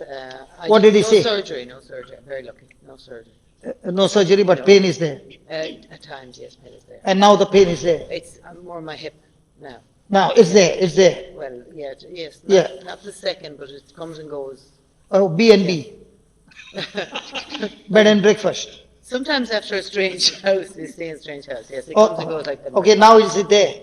Not at the moment, but it has been. It will be. Okay. Can I get somebody who has got a pain now? Because she doesn't have, how will she know whether she got healed? How come all the healed people you call today? Come on, somebody. She comes out. No, you stay. She's your neighbor as well. She's more than that. She's more than that. Yeah. She's my sister. Okay, but because I saw your neighbors here. Both were sitting next to each other. Somebody else is coming? Somebody else I know. Please come. Caroline. Please come. Okay. All in the family? No. We do meditation together. Oh, yeah, come. Okay. When was the last time you healed somebody? I can't say. Have you ever tried healing somebody? No. No. Do you know her? No, but I know your sister. So you know only her. Yes. Okay. You got a problem where? My neck. Your neck. Praise God. She's got a problem in the neck. She's got problem in her back. Will you fix both of them? I'll teach you. Okay. Because you said you are doing meditation. Right? Yes. So we will teach you how to meditate and fix both of them. Are you ready? Okay. Okay. Now the Bible says that when Jesus hung on the cross, did he take all our sin? Yes. Yes. So did he take all our sin into his body? Yes. Yes. And has he given us his righteousness? Yes. Yes. So did he take our sickness in his body? Yes. Yes. And from his perfect body that got wounded, is he giving us his health to us? Yes. So your pain in the neck is gone into Jesus, and from Jesus is flowing his perfect neck into you. Yes. Are you understanding? Yes. Yes. What about your back? Same thing. Same thing. Into So Jesus, your my disc pain. is gone there, and he gives you brand new disc. Very good. Yes. And what pain you got? Another problem. Yeah, what problem? It's a woman's problem. Okay. Something with gynecological problem? Yes. Okay. So we can fix all the three. Okay. And there are many who are sitting there who did not get up. Okay. When I say the prayer and you say the prayer, I'm so sure they will also say the prayer. But the best part is, the prayer works for everybody. Not necessary when you are here. But we call you here so that everybody can witness. Okay? Now, in this meditation, did the woman become full of Jesus in her mind? Yes. Yes. When Jesus saw that the power was gone, he asked them, who touched me? And she came and said the whole story. So what did Jesus say to her? Jesus said, daughter, your faith has healed her, has healed you. So what was she seeing? The abundant grace of God. What was Jesus seeing in her? Her faith. So what is her faith? When my mind is full of Jesus, then I've got full faith. When I'm seeing the full promise of God, it becomes my faith. But who gave the promise? Jesus. So Jesus' promise is grace. My response to that promise becomes my faith. So did Jesus say that his body was wounded and because of those wounds you are Healed. correct? So do I have a promise? Yes. Yes. So am I supposed to look at the healing or the promise? The healing. That's where you went wrong. The promise. You are not supposed to look at the healing, you are supposed to look at the promise. The promise says his body is wounded. So what are you going to see? The wounded body. When you're looking at the wounded body, it's like if you three are on a beach in India, in Goa, and you are on the beach for 15 days. Will your skin color be the same? No. I bet it won't be the same. It will become like my color. Now do you know why my color is like this? But will you get tanned? Yes. Yes. Why do you get tanned? Because you are in the sun. In the same way, when you are looking to Jesus, according to his word, his power begins to tan your organs and get your organs healed. So you don't look at the healing, you look at the healer. Did you follow? Yes. That's the secret. Are you ready? Yes, I'm ready. Yes. Don't look at the healing. Agreed? Yes. Only we will look at whatever the scripture says.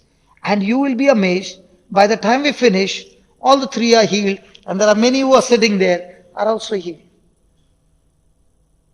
Was Jesus' body wounded in every tissue, every cell? Yes. So when you look at anything that is a problem in your body, and you're looking at his body, and only keeping your eyes fixed on him, he looks at your faith. Did Jesus say, your faith has made you whole? Yes. Who saw her faith? Jesus. Jesus. So are you supposed to look at your faith or are you supposed to look at Jesus? Look at Jesus. And Jesus is supposed to look what? At your faith. At her faith. But most of the time, what are you looking at? Your faith. Yes. It's Yes, gone, yes, it's there, it's yes, gone, it's yes, there. yes. No. Don't look at any of that.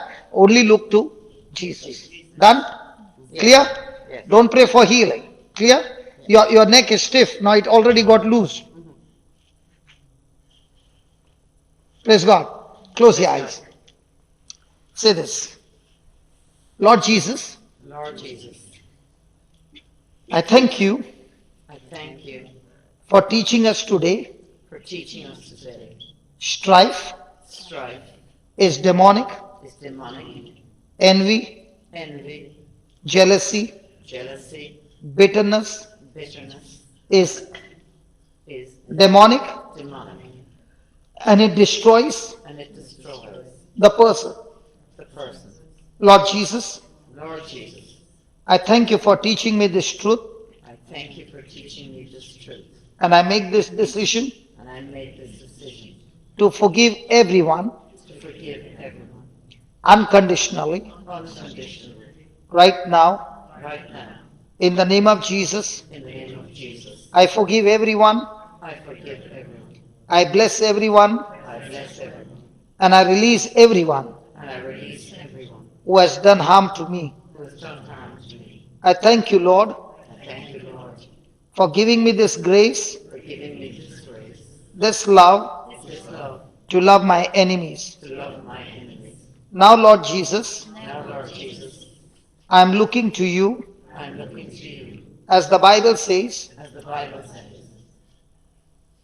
your whole body your whole body was wounded was wounded for my sake, for my sake, so that so that by those wounds by those wounds I am completely healed. I am completely healed. Lord, Lord, the sin the sin of the whole world of the whole world came into your body came into your body, so that so that we are made we are made the righteousness of God. the righteousness of God. We no longer live for sin, We no longer live for sin, but we live for righteousness. we live for righteousness.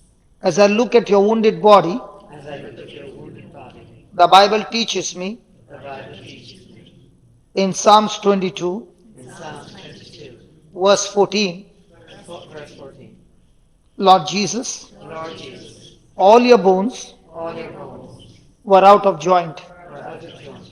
Every one of your bones Every one of your bones were out of joint. were out of joint. As I look at your body, As I look at your body, I see with my eyes of faith, I see with my eyes of faith.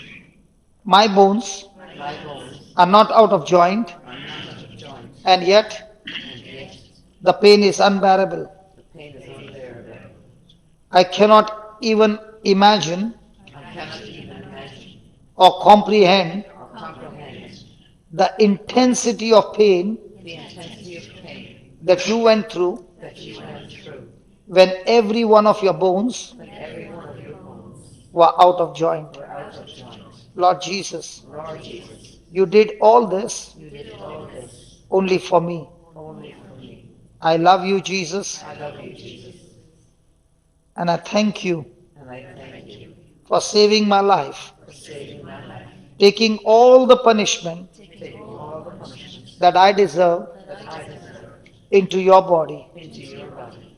Oh Lord Jesus, Lord Jesus, your precious blood your precious blood that you shed at Calvary, that you shed at Calvary, I take that same precious blood I take the same precious blood and I apply all over my body. and I apply it all over my body. There is power in your blood. There is power in your blood. The Bible says The Bible says in Revelation, in Revelation, we overcome we overcome the devil, the devil, Satan, Satan, by the blood of Jesus by the blood of Jesus and the word of our testimony. and the word of our testimony. Lord Jesus, Lord Jesus, this is my testimony. this is my testimony. In your name, In your name, every sickness in my body every sickness in my body has gone into your body has gone into your body and from your perfect healthy body, and from your perfect healthy body, which is now wounded, which is now wounded, I receive I receive perfect health perfect health in my body. in my body. Thank you Thank you for this divine exchange. for this divine exchange. And every spirit of infirmity And every spirit of infirmity is bound is bound and destroyed and destroyed in the name of Jesus. in the name of Jesus. I see your back I see your back completely wounded. completely wounded. I see your neck I see your neck completely wounded. completely wounded. I see your internal organs. I see your internal organs. All those organs are wounded, All those organs are wounded, damaged, damaged, so that so that all my internal organs all my internal organs are completely healed, are completely healed, recovered, recovered, and restored. and restored. I love you, Jesus. I love you, Jesus. I love you, Jesus. I love you, Jesus. You said on the cross, You said on the cross, it is finished. it is finished. I believe I believe with all my heart. with all my heart. Every sickness in my body, Every sickness in my body, it is finished. it is finished. It has no more power, It has no more power, no more place in me. no more place in me. In Jesus' name. In Jesus' name. Amen. Amen. Amen. Amen. Now move your neck. Everything is gone. Move your neck.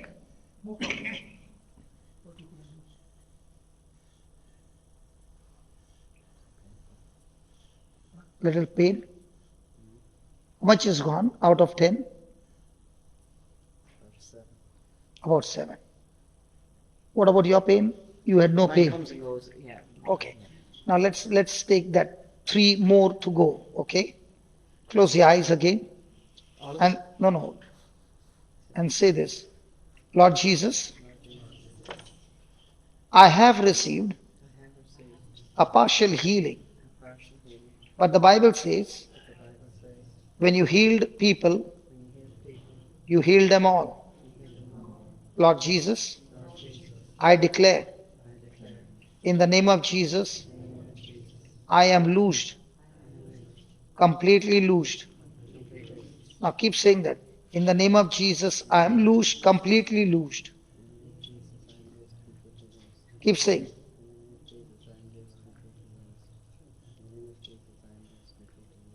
Keep saying.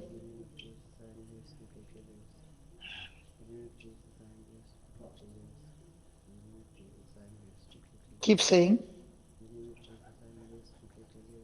Believe what you're saying. Completely loosed. Completely loosed.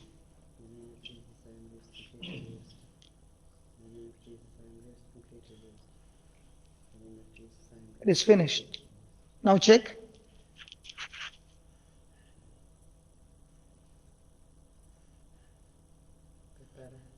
Much better? Yeah, say that even more. We go 10 out of 10. Come on. Keep saying that. In the name of Jesus, I'm completely loosed. Because that word, I'm completely loosed, comes from Luke chapter 13. The lady was bent for 18 years. When Jesus said, you are loosed, her back became straight. So now you are saying the same word. Say that. In the name of Jesus, I'm loosed.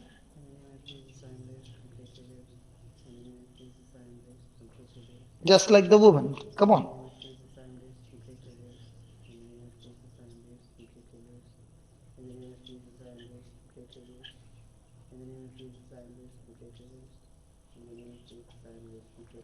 Now check.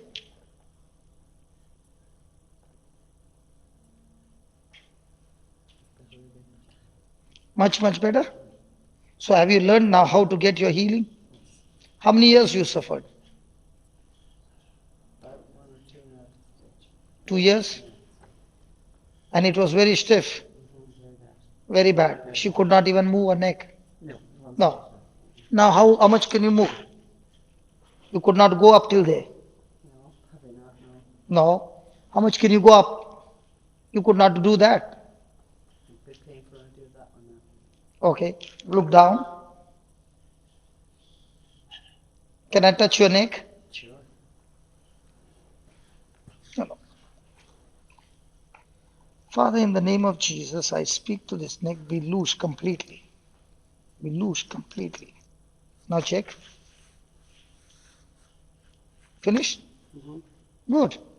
Thank you. I wanted to teach you that you can receive as well. Now it's all gone. Come on. Yeah? I'm Do you have easy pain with now? it. Do you have pain? No. Do you have pain now? A bit. A bit But still. most of it is gone? A good lot. Thank you. No. I'm asking you. Most of it is gone? Yeah, still have some there, but I'm just very wary of it. Out of 1 to 10, how much is there? Still feel quite a bit of cracking there. Yeah, about 4 or 5 maybe. Okay. Thank you. Father, I thank you that you are the mighty healer, Lord. As she goes back home, let her keep thinking of what she learned today. Let her mind, her heart be full of your mercy, full of your grace. And in Jesus' name, O Lord, I thank you that you are glorified, that she experiences complete healing in her body. In Jesus' name, amen. Thank you. Thank you. And as for you, Lord, just as the woman had a bleeding problem, I do not know what gynecological problem she has, O Lord, but the woman touched your garment and she received complete healing. We believe the scriptures, O Lord, and the scriptures is you yourself. And I thank you and praise you, Lord, for healing her completely. That I will hear from her that all those gynecological problems are gone in Jesus' name. Amen. Thank you so much. Yeah.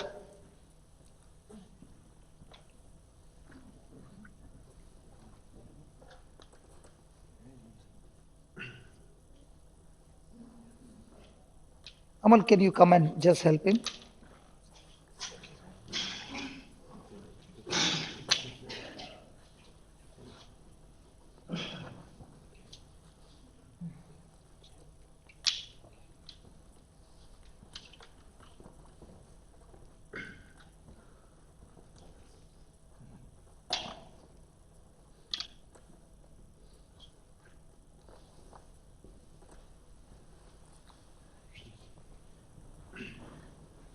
Yeah, come. Praise God. What is the problem? Breathing? Breathing, yeah. Here's the COPD. The breathing Yeah, problem. breathing problem, yeah. Here's this. COPD, they call it. No, breathing. Okay.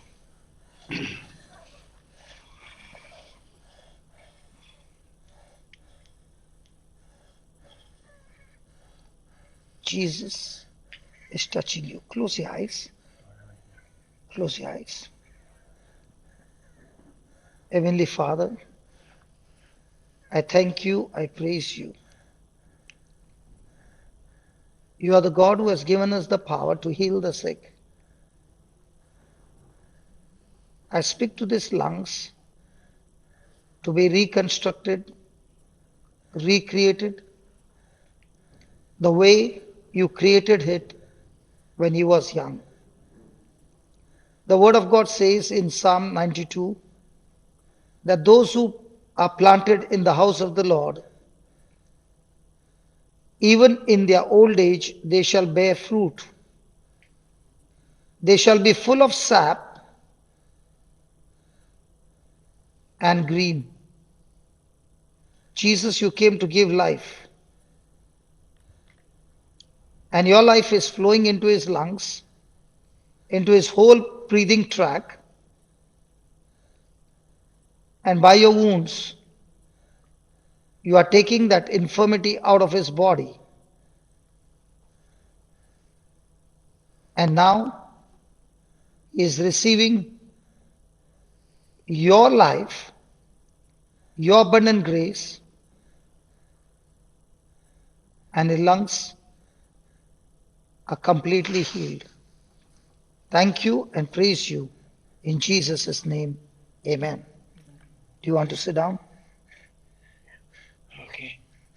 Okay, just leave him. Leave him. I want you to go on your own. Can you walk?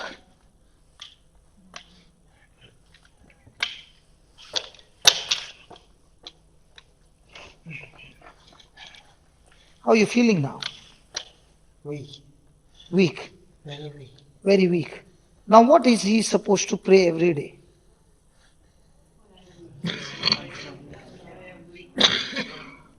So all this time, what is he saying to everybody? Can you do a simple prayer? Okay? The Bible, Jesus is saying to you, you have to say every day, I am strong in Jesus. Okay? I hear his bed. Okay, open his ears. Open his ears. The name and authority given to me in the precious name of Jesus. I command deaf spirit, come out of it. You deaf spirit, come out of it. Father, I thank you for completing the created, recreating, realigning his inner ear, outer ear, and middle ear, so that my brother is completely able to hear normally as you have created him to hear in the name of Jesus. Amen.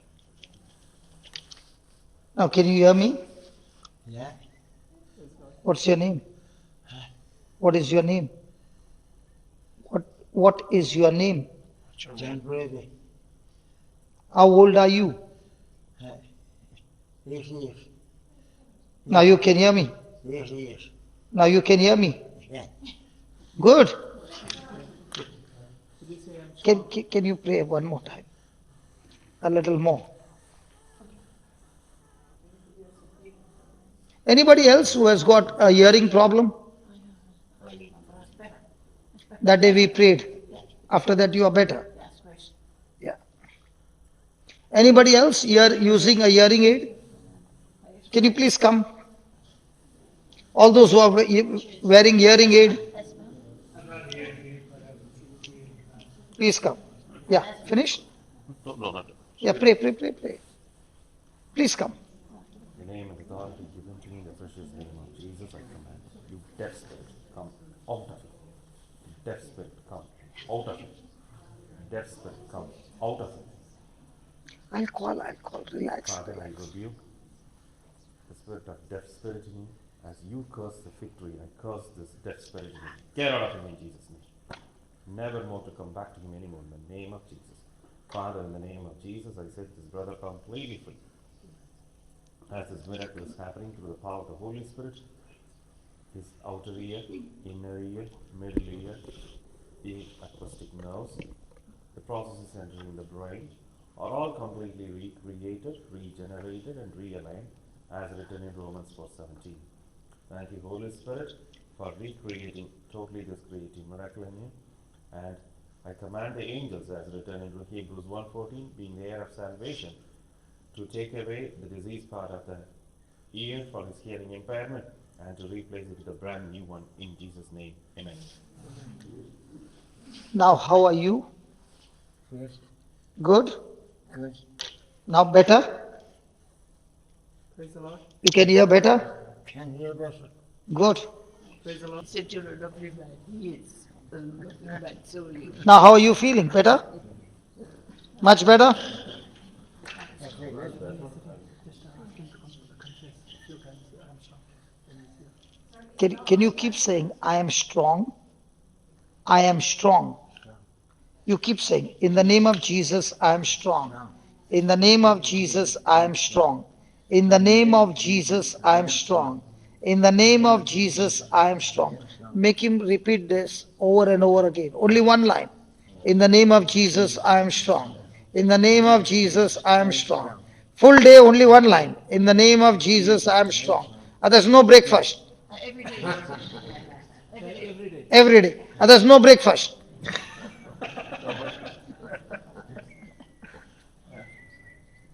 Praise God. Father, come brother. Let's do the closing prayer.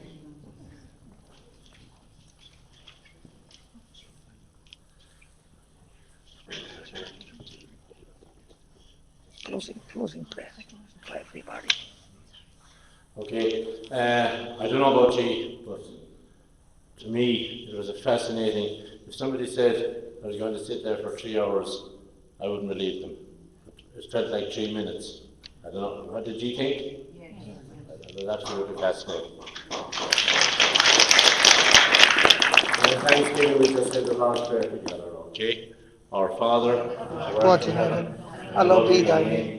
Thy kingdom come, thy will be done, as it is in heaven. Give us today our daily bread. Forgive us our trespasses, as we forgive those who trespass against us.